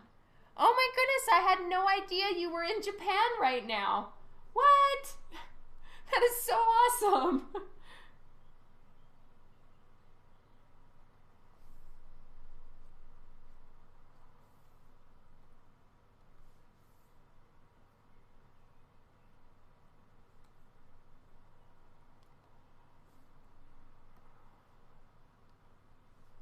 Justin knew it. That's amazing. Do you ever draw anything from Blizzard Universe? I've never worked for Blizzard before. And I don't think that I've been asked to draw any commissions. Maybe, but I don't recall. As far as actual gigs, no, I haven't. All right, pretty soon, you guys, I'm going to have reached my tolerance for no color holds. I love color holds. I'll explain to you what they are as soon as we start working on the color holds. And I kind of have to start doing them pretty early on once I've decided on the colors, or otherwise it irks me.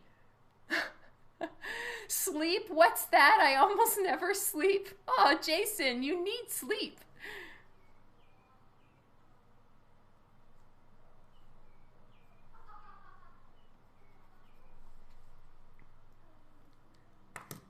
Not the color holds. I love the color holds.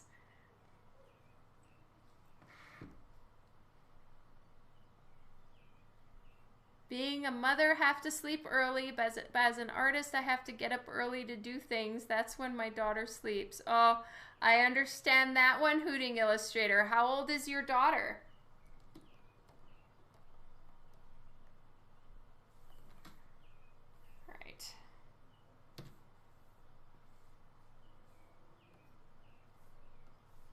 Always good to zoom out to kind of get a little bit more of an overall look on your art. And when I zoomed out, I realized that some things were just a little bit too sharp on her face. Me no likey. Is that why you clutch like 4 Copics at a time for color holds? No. But that's a good one.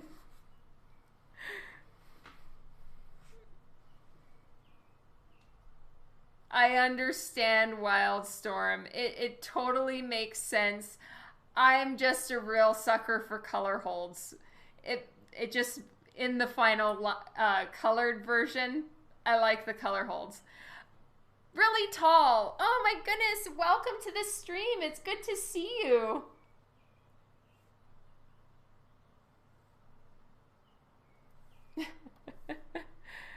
I will explain what color holds are. Oh, for sure, Shooting Illustrator. Trust me, along with lockdown, yeah, I hear you. My kids are a little bit older, and I have a lot of sympathy for parents with younger children right now. I mean, everything that we used to do to kind of keep our younger children, our kids when they were younger, occupied, you really can't safely do right now. So it's a tough time.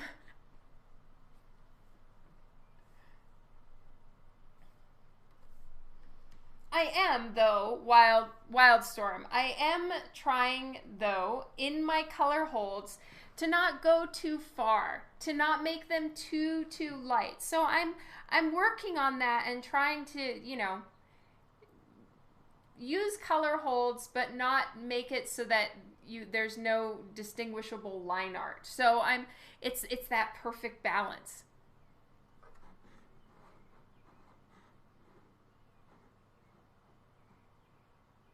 Yeah.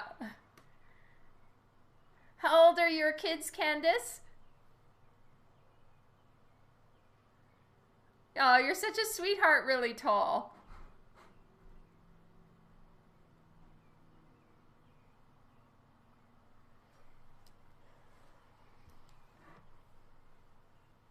Now, Lady Death's overall skin tone may, in the end, be too dark, but I haven't really done the rest of the piece yet, so it's hard to say. Oh, that's what the problem is. I was wondering why it wasn't looking good. I have the hardness set up really high on the brush. And you need soft on the skin.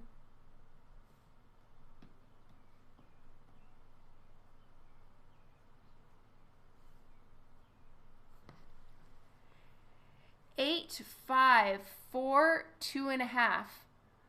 Wow, Candace. Yeah, that's tough. Like all of you have 1, 2, 3, 4 children, and they're all younger than my youngest. Yeah, love, mad respect to you. Really. James, I am on Facebook and Twitch. So you can pick your respective area.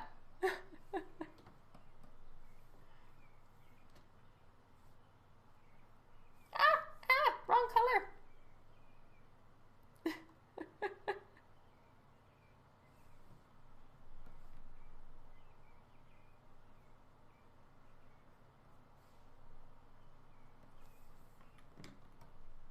All right, one thing I want to decide on is, should her crown stay gold or should it maybe be black? And I should remove all the gold from her and make it black.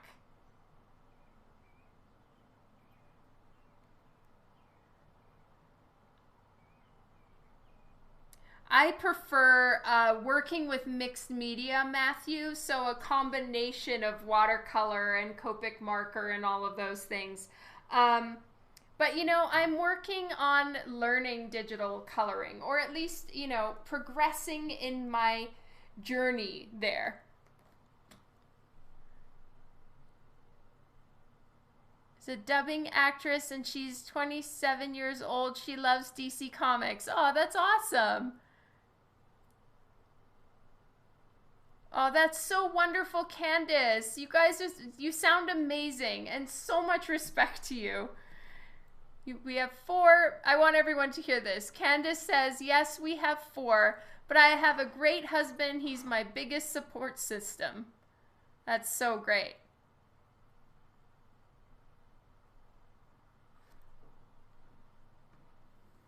Oh, you were thinking it was going to be bone white.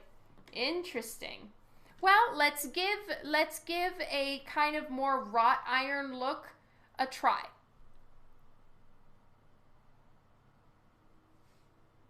She has a Dan. That's right.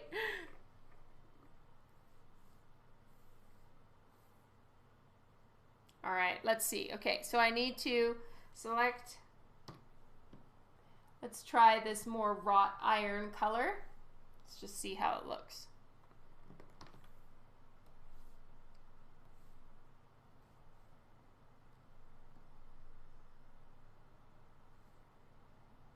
Oh wait, that would be in the dress solids.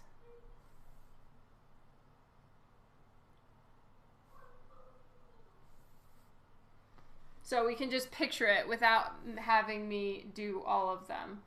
It kind of, then it starts meshing in a little bit more, even though I will make adjustments and stuff.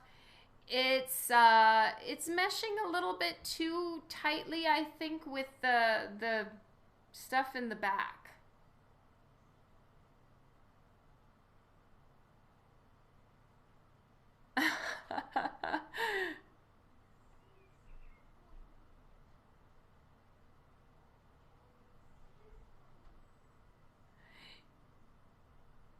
All right. Well, we've got a bunch of different suggestions, but I will. I guess we're just gonna have to let it sit, and we will see.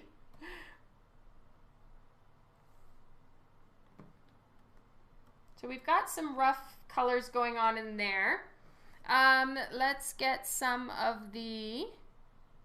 It looks a little bit like the branches, yeah.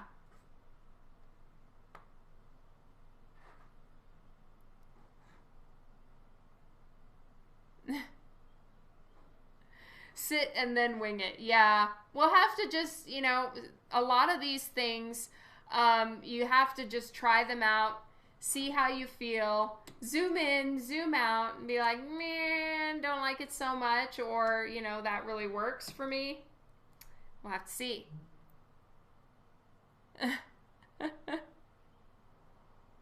Programming Joe, welcome, and thank you, Rob, for the heads up.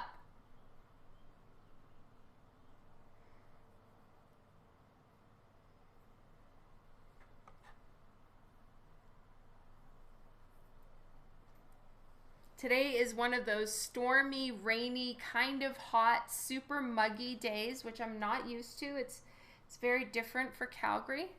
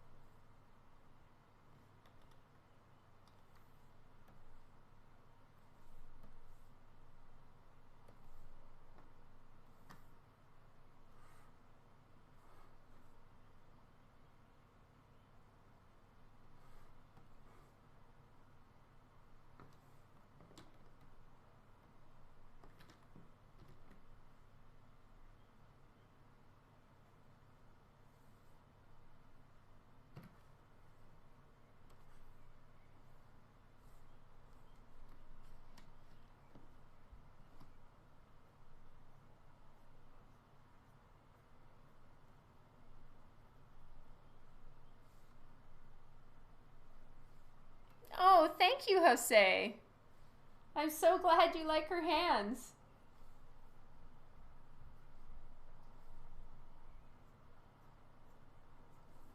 So as her arm goes back into, ooh, I don't have that one selected. As her arm goes back into the page, because she's holding the pumpkin skull staff spear thingy, she's holding it a bit behind her. So the way I'm going to try to show that that arm is going back is, for starters, it's going to start losing some saturation, and also I want it to pick up a little bit of the background tones, whereas her arm in the front is not really going to be picking up as much of the green.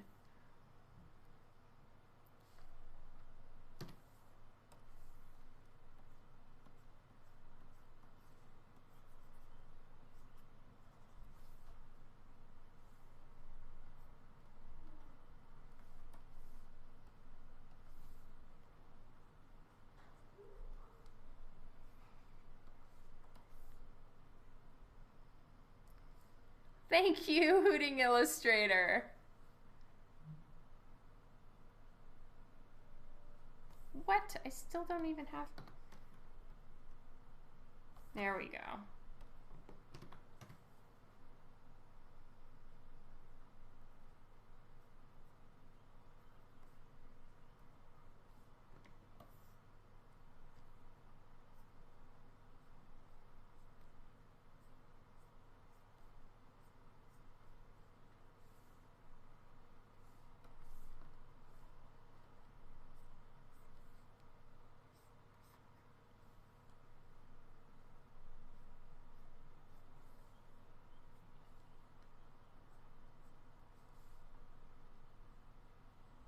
See you later, Hanusol. Sorry, Jason.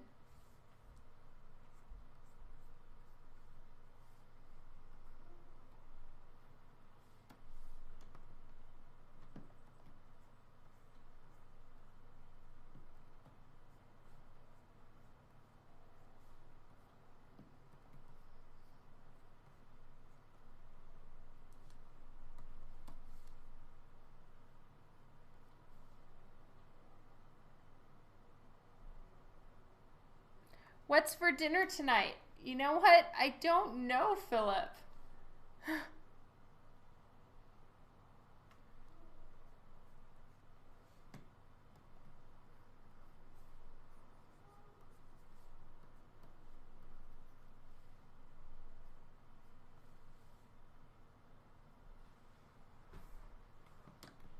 And then as her skin moves further down and the bottom of her legs, I'm not going to worry about the color.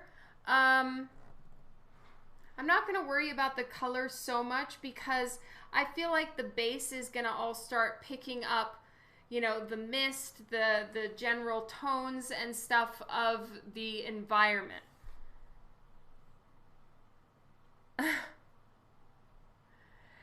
Yeah, the outline for those is actually part of the alternate version. So I still need to decide what I'm doing with her arms. Oh, that sounds delicious, Jason. Yeah, exactly, Philip.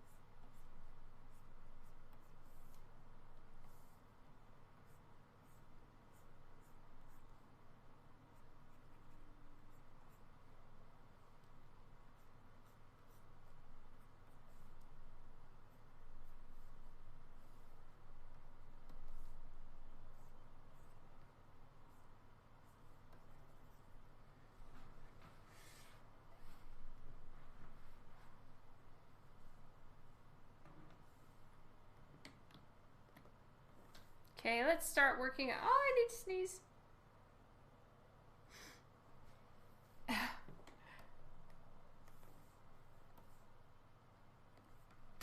I'm not so sure about the crown. Thank you so much, Jose. I'm really gonna try. Make her look strong and powerful, but then also Halloween. So it really, really, it's important that I get the Halloween look right. All right, time to just give it another quick save.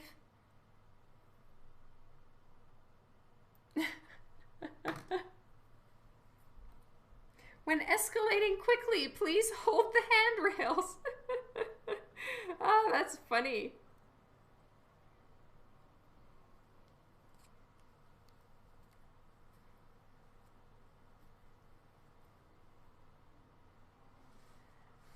Nice, Marcus. Yesterday I made apple crumble. You keep calling her Pumpkin Queen in your head? Oh, that's awesome. All right, for now, just because I'm thinking I'm preferring the gold just so that she really stands out, but we'll have to see, you know, I may change my mind. Wait, wrong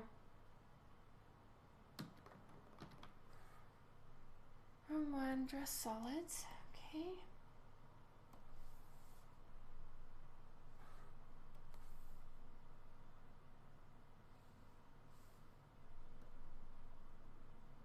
Yeah, thank you, Chicago. Well, you know, it's a work in progress. That is the thing that is really nice about digital coloring, is that you can undo. Kara is indifferent to the crown.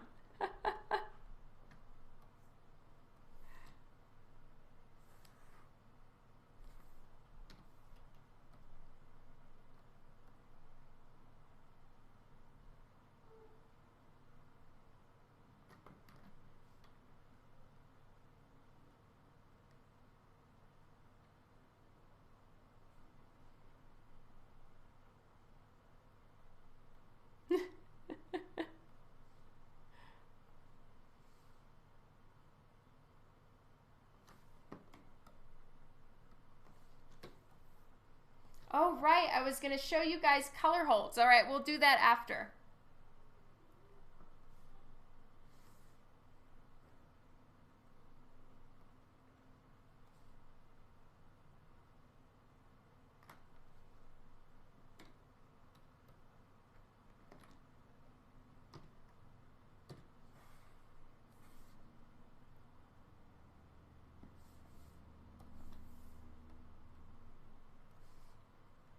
I'm going to go more into the greens and blues.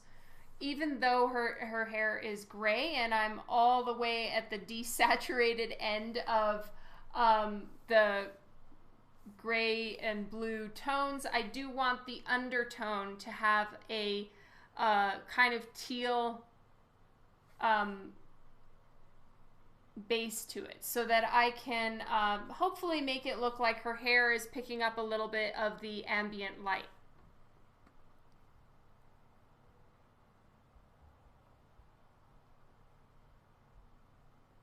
Yeah, I mean, you know, guys, that's true.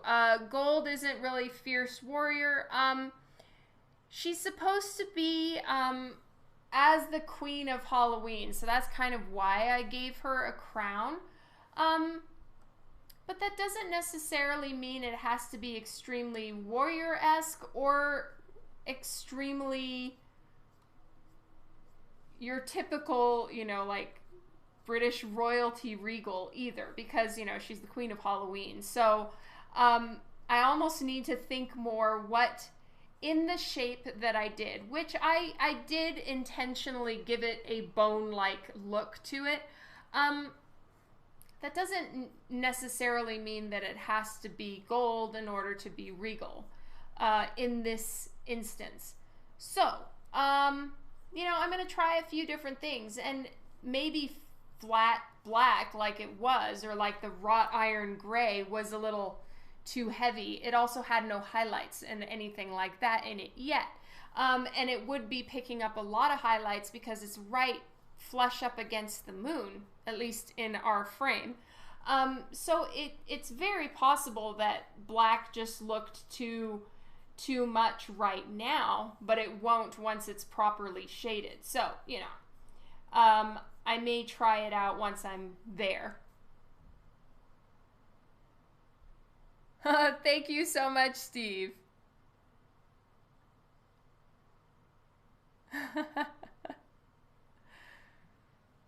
Could be black with white starry night like specklies. Could you do a ghost crown? These are all great ideas, you guys.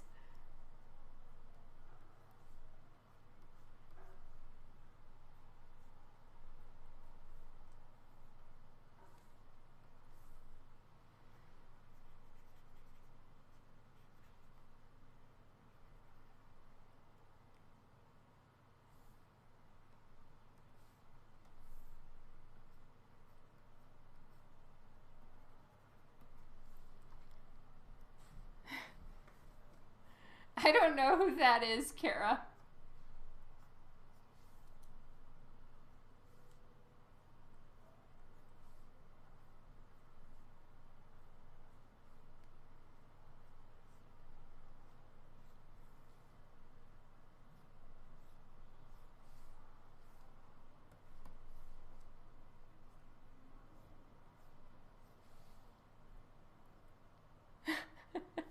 We all have wondrous ideas on your work. It's all good. Your ideas are great. And you know what? Even if I don't use one of your ideas here, I hope that you're not offended. I mean, you know, at the end of the day, I do kind of have an overall mental plan of what feeling I'm trying to evoke here, even if I don't have all the specifics ironed out. But you know what? Sometimes an idea that I don't necessarily use in its exact form that you said, it does spark other ideas. So it's great.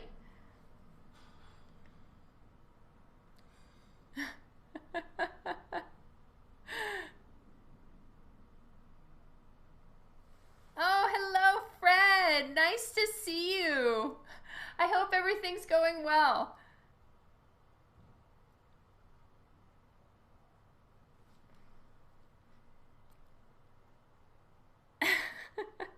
Bummer, Juan. My feelings are so hurt now.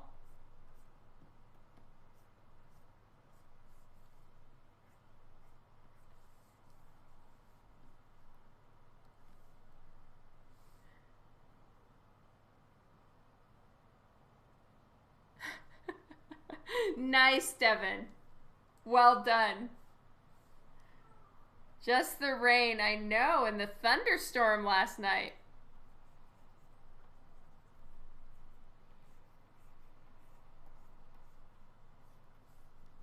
Okay, rough hair color in. Now I'll show you guys what flats look like. Just gonna save real quick.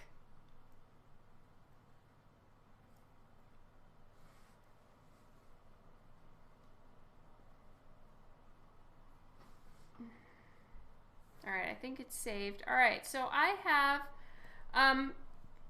an empty layer that right now is called color holds. And then I have another layer that's called ghost dress lines. So I'm just calling this one the ghost dress. If I turn off the line art, this is what my work in progress currently looks like.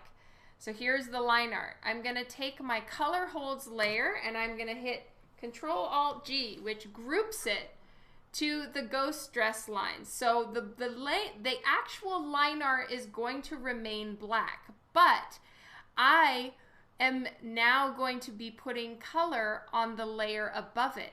But I don't have to color within the lines because what has happened is it's only gonna show up. Basically think of the layer as a stencil, right? So you can take your big fat airbrush or spray paint can or whatever, put down a stencil, and you can color outside the lines, but it's only going to show up where the stencil is, right? So the black line art is the stencil line. And then the color holds now, I can color around, and they're not going to show up anywhere except where my line art is. You feel smart when Dawn uses Photoshop. That's funny. All right, so I'm just going to choose a color that is darker than the color I'm working with. So I'll click on like here where the shadows are, and I want the line art to still be darker than the colors themselves. So I'm just kind of in that area, and I'm going a little bit darker, and now I'll show you what happens. Just need to turn up the opacity. So I'm coloring on the color holds layer. Whoops. I need to deselect what I was doing. All right. So now, as you guys can see, her nose lines just got lighter. They're too light. So I'm just making them a little bit darker. No, we'll see. That should probably be good enough.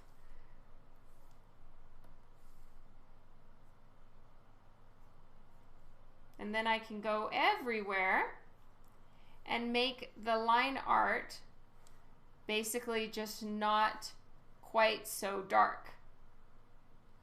Kind of smooths out the whole piece, and that's how you do color holds with digital coloring. And I like to use it a lot, especially with Lady Death, because her skin tone is white, and then, you know, it's quite a harsh contrast to then have the lines of her hair, for instance, like black ink. It's just, it's too, the contrast is too high, and I prefer the hair especially to look softer. So that's why I personally use color holds, to just lighten it up and make it look a little bit softer and smoother.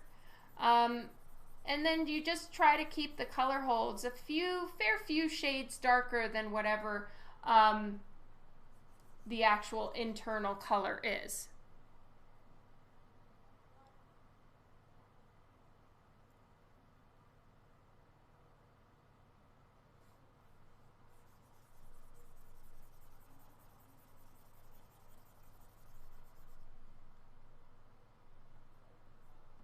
Now, of course, I am doing this slightly prematurely, because if you decide to change a color and you've already done the color holds, of course it's reversible. You can go in and change the color holds to whatever you want to change them to, but it's not exactly a super quick and easy process. So I know that Lady Death's hair is going to stay white, so I can do this part with a little bit more confidence than, say, if I were to go, and since I haven't decided what color her crown would be, it's a little premature for me to go in and work on the color holds there. It's one of those last steps.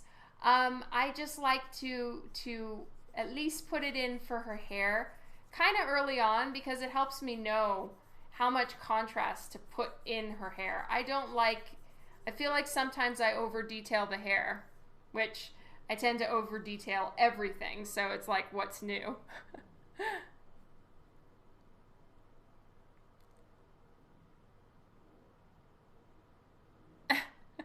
Don't catch up on the chat, someone said in all caps. I couldn't see who said that, but okay.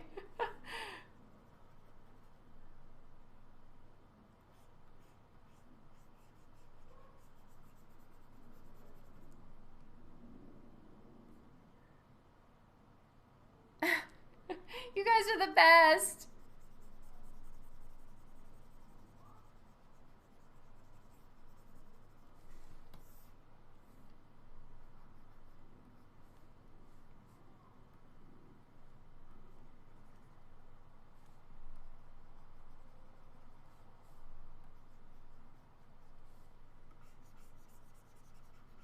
So it does take a little while, but I'll try to speed through this a little bit, because I actually want to see what her hair is going to look like and what else I'm going to need. So I think her hair is one of those areas, though, with Lady Death, that because of the moon and everything like that, I like it when her hair almost looks like it's glowing a little bit. And that'll really add to the ghostly look that I'm giving her here. Oh, thank you, Hooting Illustrator.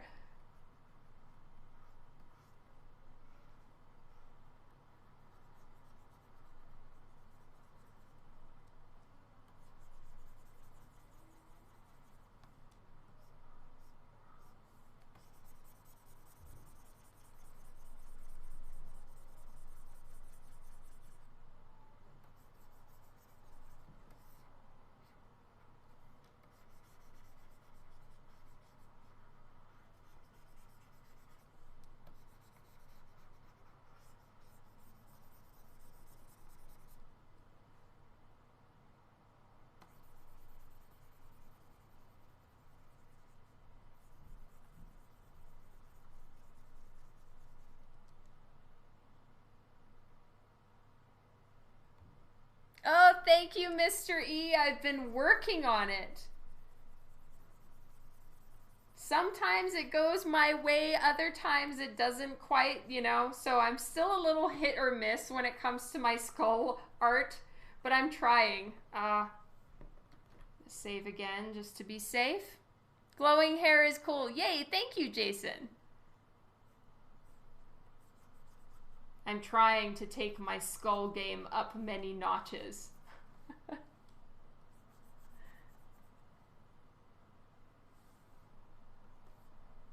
Okay, now it's really easy to get your color holds kind of messy. And messy color holds, you know, they look fine from a distance, but it's a little bit, I think, in my own work, I find it unprofessional of me to have messy color holds where, like, you know, the white lines of her hair accidentally start going into the tree, which you wouldn't really notice here, but say somewhere that it's a little bit more obvious, the color holds are a little bit of a mess and not consistent. I'm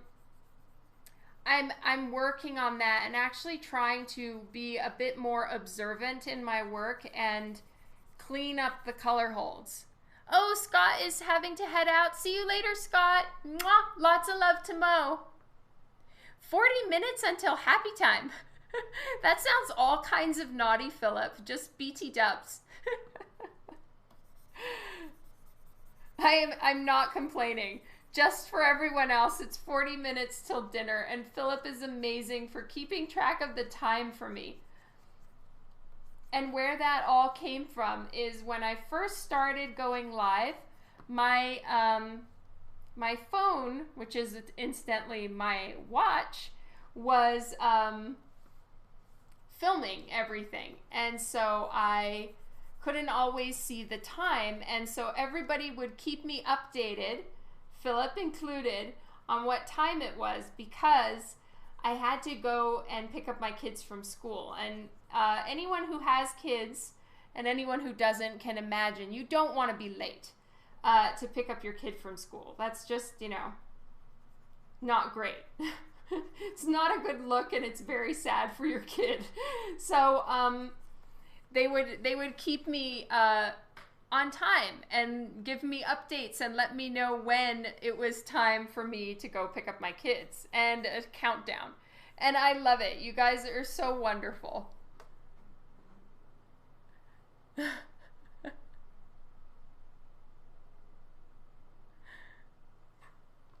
It's sad for the teacher. It's very sad for the kid. It's just not great all around. Sable, hello. Welcome to the stream today. This is a working with me through the process of choosing colors, and coming up with the overall plan for Lady Death as the Queen of Halloween digital colors. Candace says, I don't know what that looks like as I work in the school. Well, you probably have seen other people be late. And sometimes, you know, there's like a good reason. But me getting too into art and forgetting is not a good reason. I have to set alarms for everything though. Yesterday I was working on signing all of the Lady Death Artist Celebration comic books. So there was like 130 prints or 150 prints maybe. I'd have to go look at my chart, and like 330 comic books to sign. Sorry guys, my hair is just making it really hot.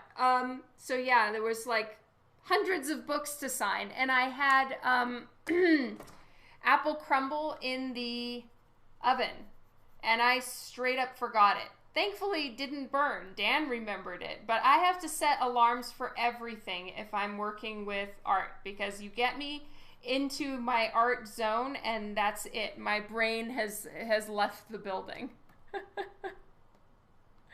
Is your daughter still trying to take over the con booth? Yes, Philip. She is really hoping that Edmonton Expo still happens so that she can come and help me at the convention. Though last time she helped me, as you guys remember, she told me that her hourly rates are going up.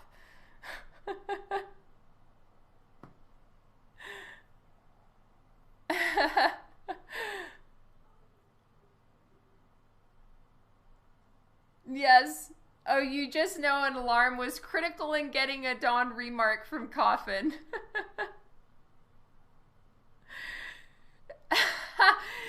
Justin says your brain enters the building in the first place. Lucky.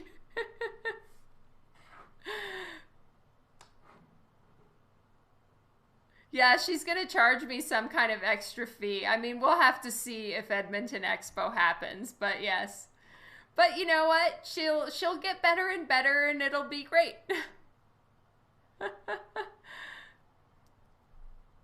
You make the kids feel better by talking about video games. They like when I give them tips and tricks. Oh, that's so awesome, Candace.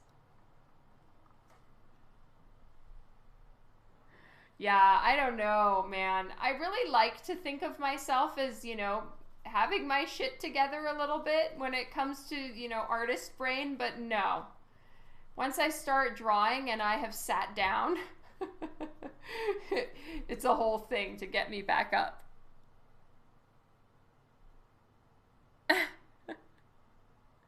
Do any of the children like drawing? Well, I have 3 children. One of them is turning 18 in next month, I think. Yes? No. 2 months. And the other one is 9 turning 10, and then my daughter is 15. Our youngest, our 9-year-old, is really showing a lot of interest in the art. The other 2, not at all. I love you, Kara.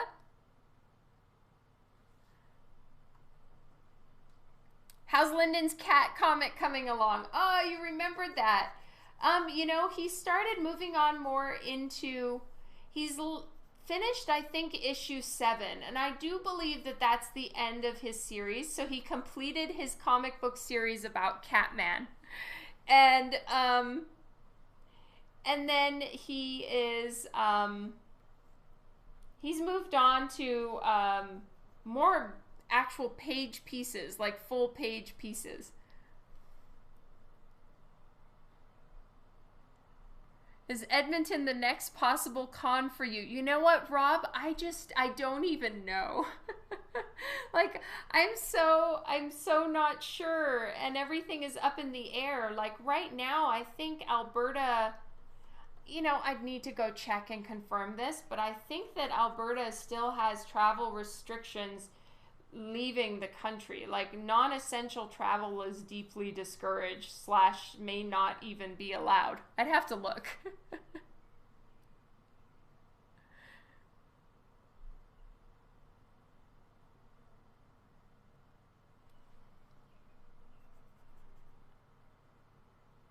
Events have closed until August 31st. Yeah, I'm just wondering about flights. Either way, I'm just going to follow whatever the government instructions are and Health Alberta and all of those things, and you know, we'll just have to see. Borders are still closed here too. Okay. I don't look old enough to have children that age. Aw, thank you, Robert. That's so sweet. But I assure you I am. And since I'm being upfront and honest so that no one is shocked once I really do start, you know, aging gracefully. I'm 42. So, I think my first child was born when I was 24.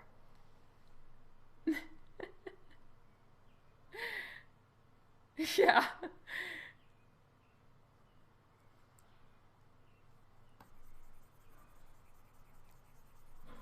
All right, I know this might be getting a little bit boring, but welcome to the long journey of digitally coloring. I know that there are a lot of actual professional comic book colorists that this cover would go so fast for. I am not one of those. I'm still, you know, collectively I just haven't done enough covers to really get my speed up. At least that's what I tell myself when I'm feeling discouraged and bummed because I'm a slow colorist. It just takes me so long to make up my mind. Aging gracefully is boring. Said by someone who is young. You hate coloring, Thunder Sky?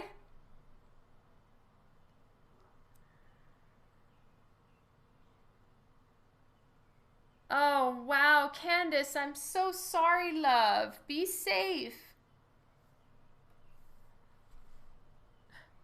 You're gonna have as many facelifts as you can. Maybe by the time you need them, they'll be a little bit more natural looking.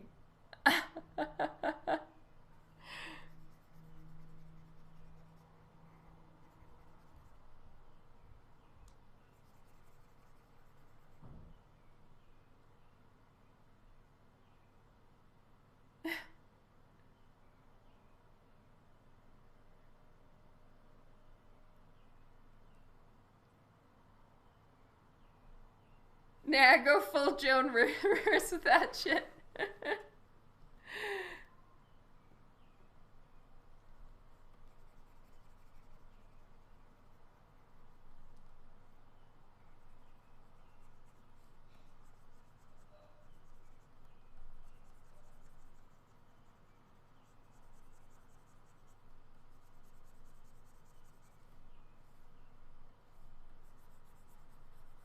All right, I am almost done, my wonderful, wonderful people.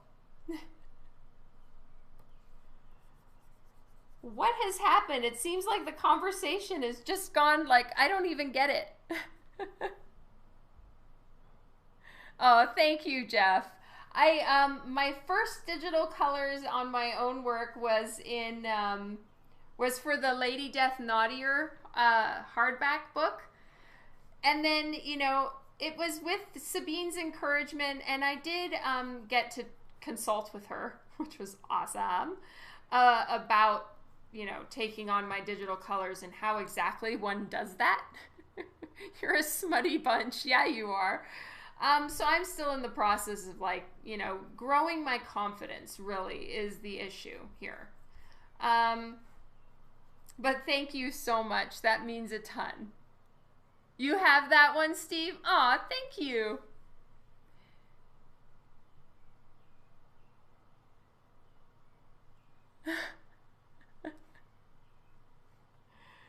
Rob, why do you say these terrible things about yourself? It's just so not true. All right, there we go. Now everybody can kind of see the smoothness that happens with color holds.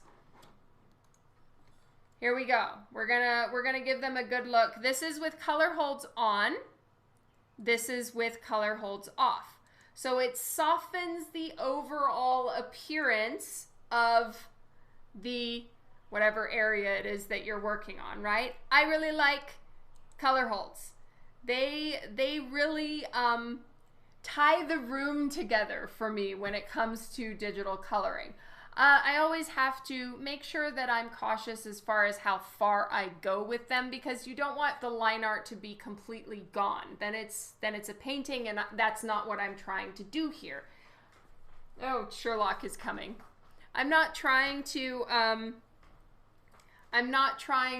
digitally paint this completely. It is supposed to have the comic art look.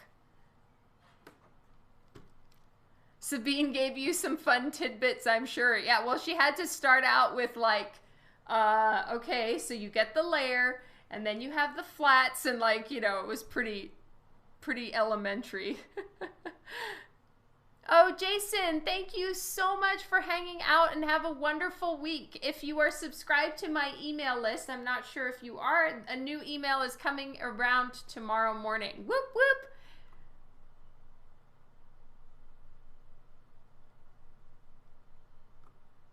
Okay, let me see.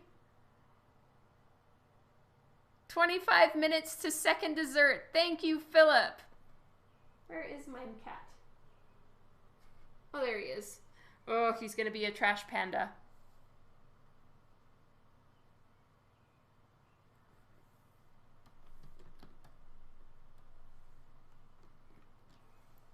Alarm is set, yes.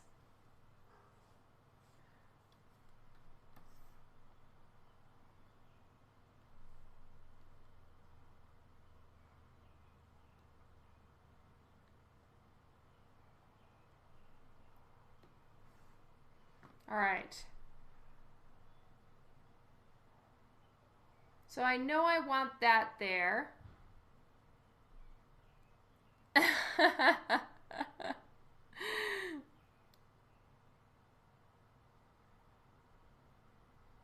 You're gonna use that? Yes. That's exactly what he is. Do you want to be up out the window?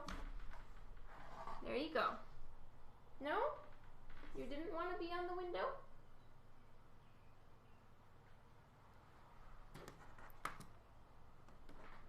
Oh, hello, Louise. Thank you.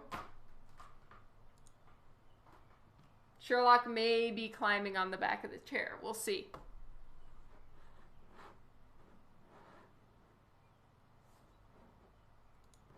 All right. We need to start making some serious progress here. Coloring takes me a while. Not gonna lie. All right.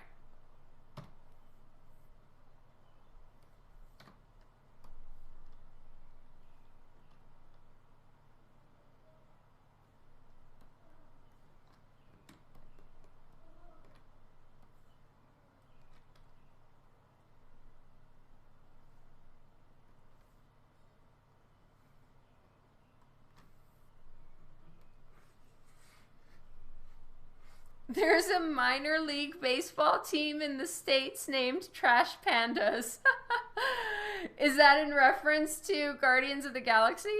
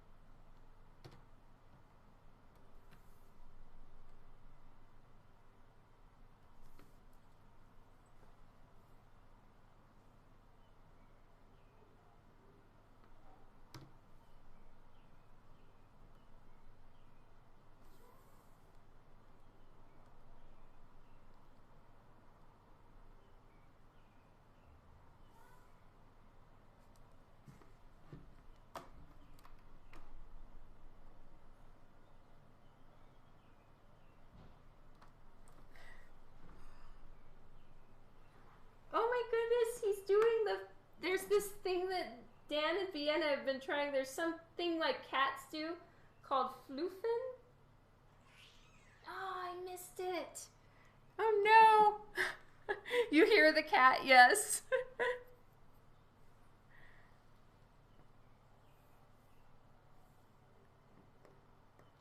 All right. There's the moon. I need to get all the moonlight in there.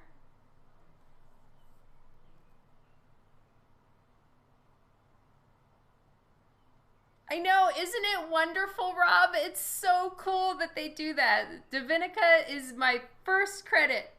Yay!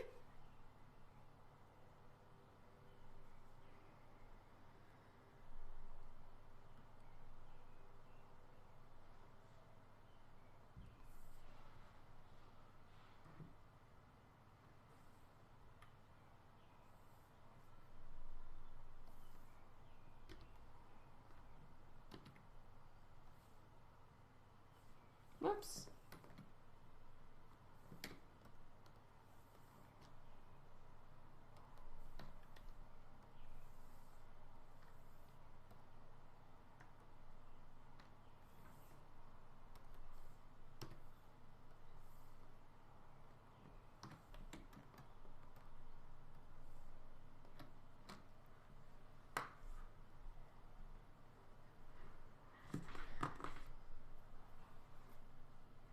Thank you so much, Jessica.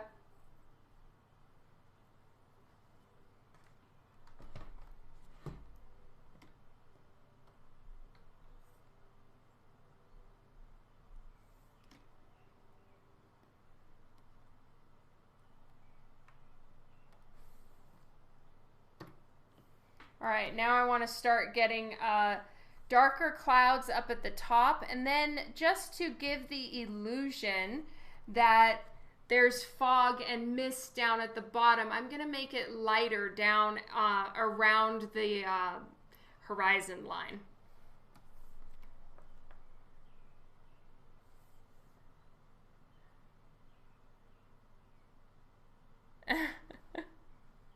Yes, exactly, Trenton.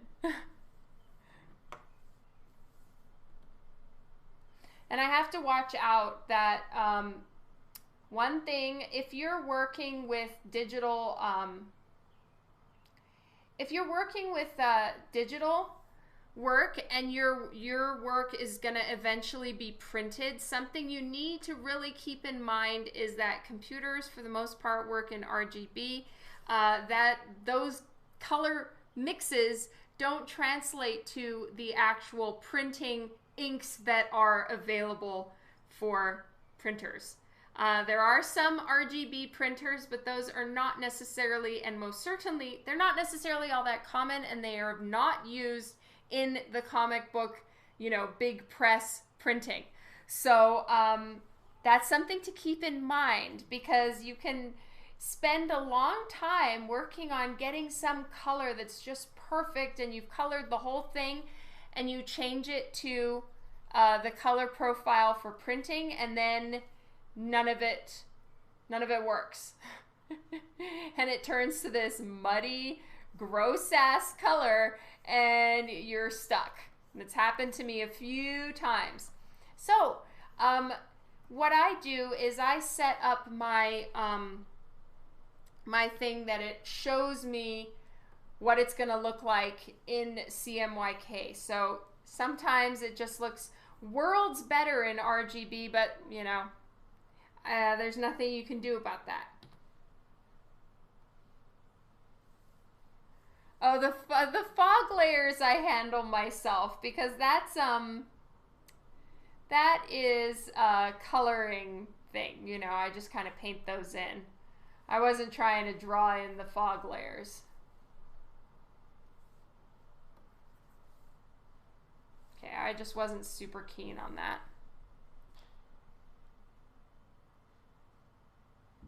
Hello, thank you so much, new followers. Destiny, hello. Welcome. And Arthur, thank you so much for the follow.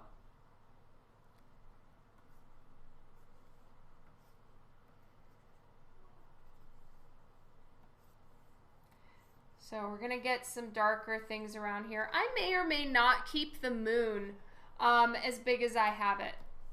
I'm kind of wondering if it's a little bit on the dark side. But like what I did in the the sky colors. I don't know if you guys remember that, the Zenescope sky cover that I was working on with you.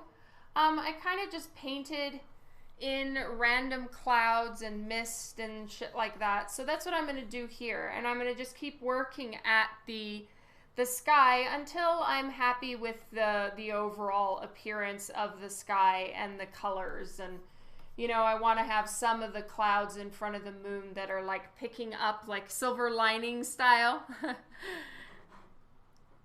All right. Oh, thank you, Shayna. You love making fog in Photoshop. That's awesome, Justin.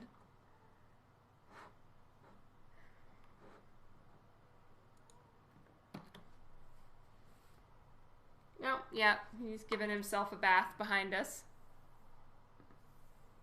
Okay, just waiting for the save to finish. Hypno Sherlock, is that what just showed up?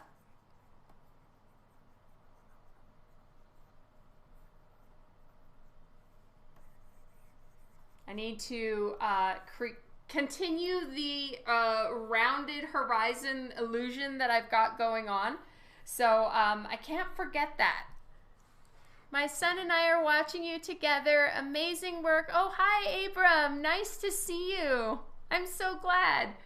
I hope you guys are doing well.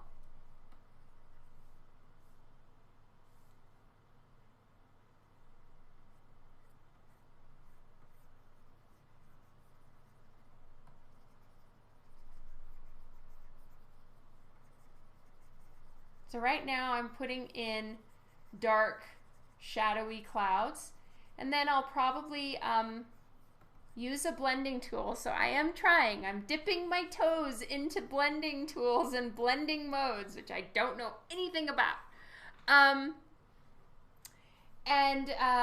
I'll use the blender tool to kind of smoosh the paint colors around, see if I like it, and then I'll start doing some lighter clouds on top, maybe add a little bit more dark, add a little more light, smoosh it around a little bit more, and that's how we get sky.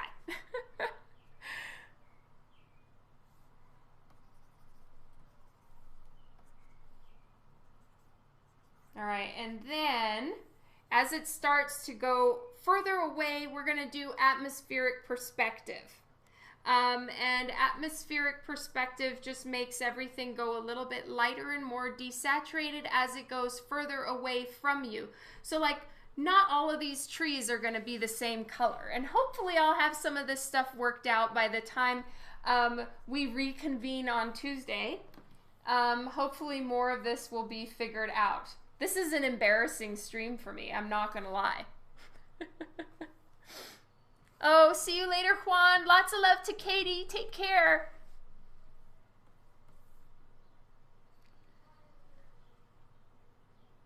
Exactly, Justin.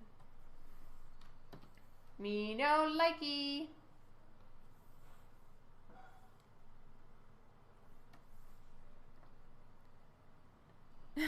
We need more time with blenders and drinks. That's awesome.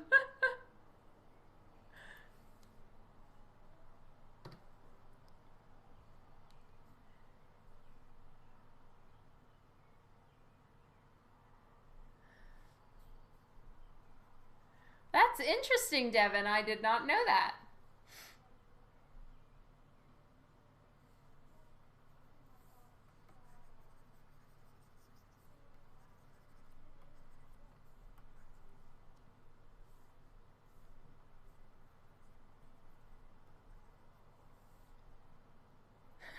Thank you, Rob.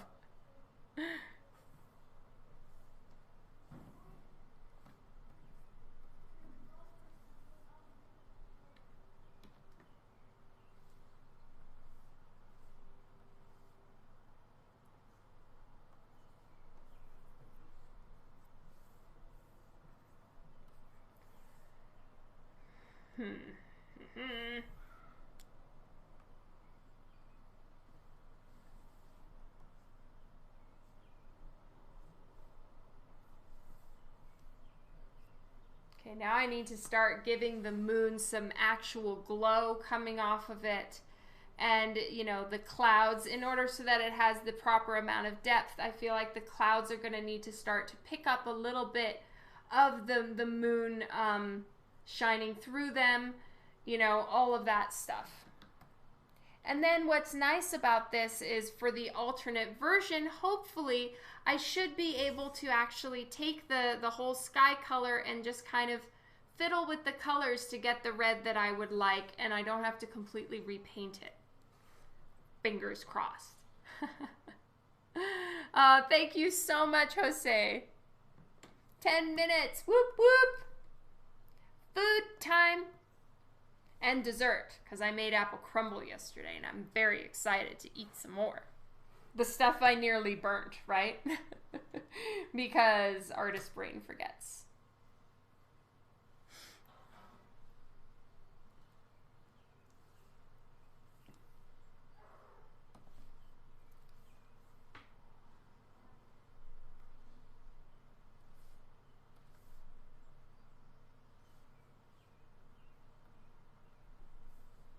No, not good.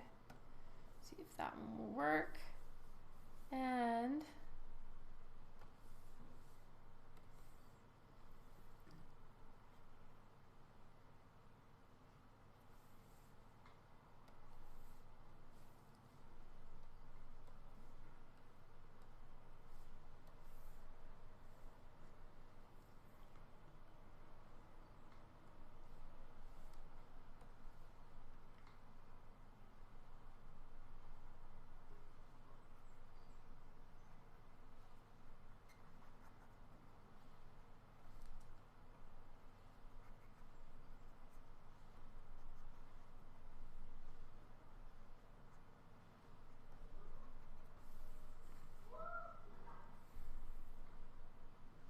extra crumbly crumble, yeah.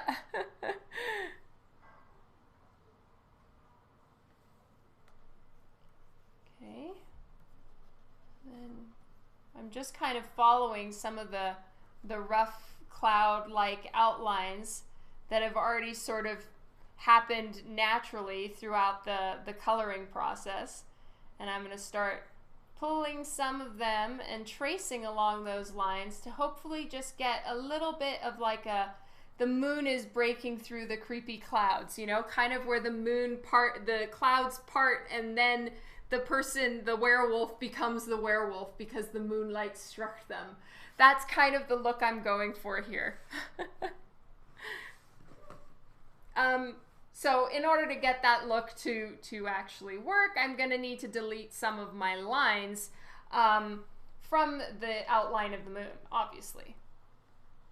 See you later, Matthew. Have a good one. I'll be signing off in about 8 minutes as well, but I'll be back on Tuesday afternoon, same time, 5 to 8 p.m. Mountain Standard Time.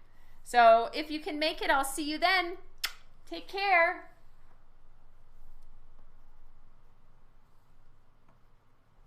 Okay, need to go a little bit lighter. Ooh, CMYK profiles.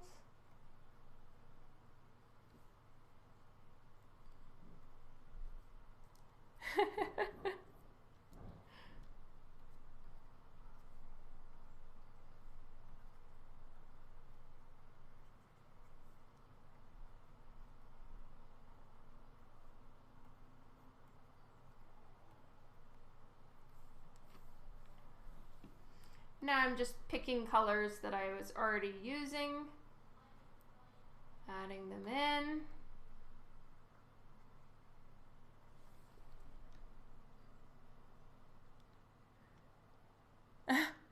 Oh, thank you, Robert.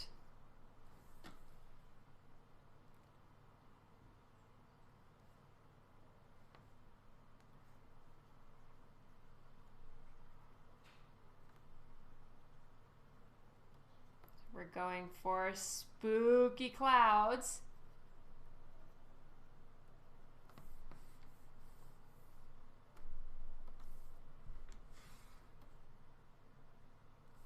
And then as it, you know, fans out into the rest of the drawing, of course, I don't want that many highlights, right? That should only be right where the moon is.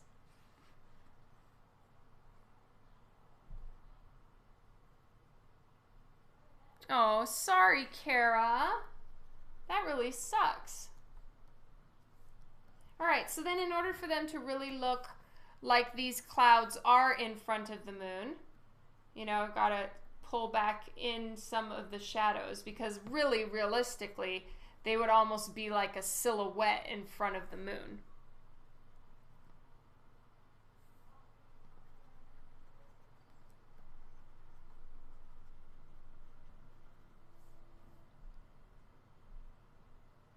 James, thank you so much. I am using a program called OBS, and then it's picking it up and pushing it to all 3 live streaming platforms via MobCrush.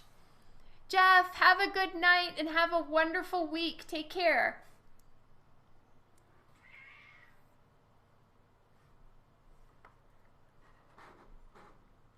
I have someone howling at me. Are you wanting to go out? Well, I'm pretty much going to be all done.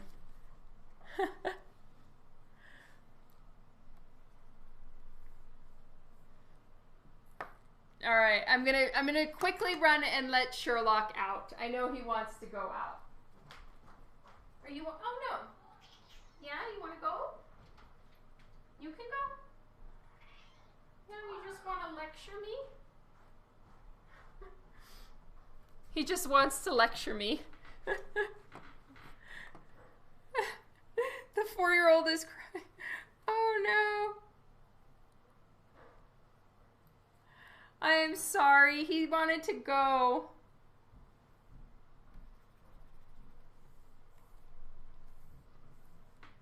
Next time. See you later, James. Thank you for hanging out.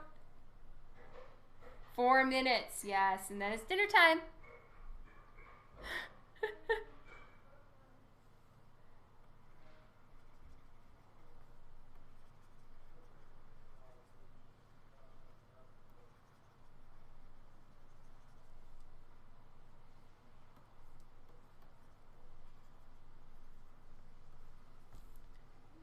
You're almost done with one of the free coloring pages. Yeah, you can totally tag me. I'd love to see it, Luis.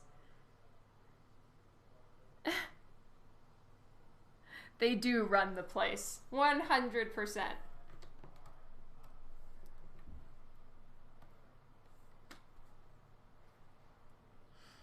Very much so. He is a very demanding kitty cat. All right. The idea and the concept that I have, I think, is relatively sound. However, I think there's too much little detail. I was too zoomed in. I need to cut that back a little bit with all of that, the clouds going on by the moon. They need to be way simplified. But I can work on that. More work was done on this. So yeah, I'm gonna simplify some of the detail that I put in there, because you know that it's drawing your eye too close over there. And OBS can play a slideshow. Yes, it can.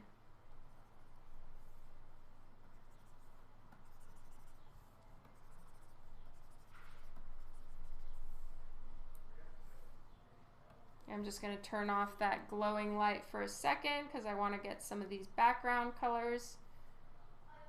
Just do a little bit lighter.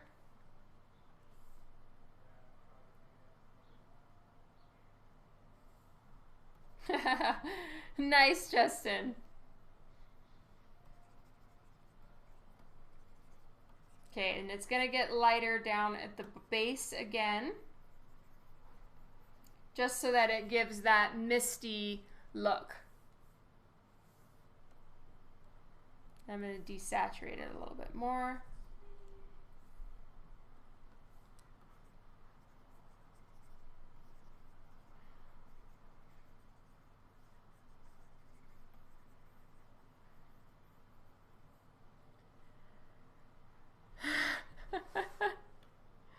All right, let's give this a save. And I'll keep working on it throughout the next couple days, and hopefully have something more to present to you on Tuesday. I had better have something nearly finished to present to you on Tuesday, and then I'll be working on the alternate version where she's in a little bit more of her Lady Death attire. And it's time for me to go to dinner. I love you all so much. Thank you for another wonderful live stream. It's been so fun, and I'm learning a lot on all this stuff. Good times. Thank you so much. Another happy birthday to Mr. E. I hope you have a wonderful year ahead and a good night. Time for ice cream. Enjoy your very fancy sounding ice cream. I'll see you guys on Tuesday afternoon. I love you all. I'll see you soon. I already said that. Take care, everyone. Big hugs and kisses. Dinner time.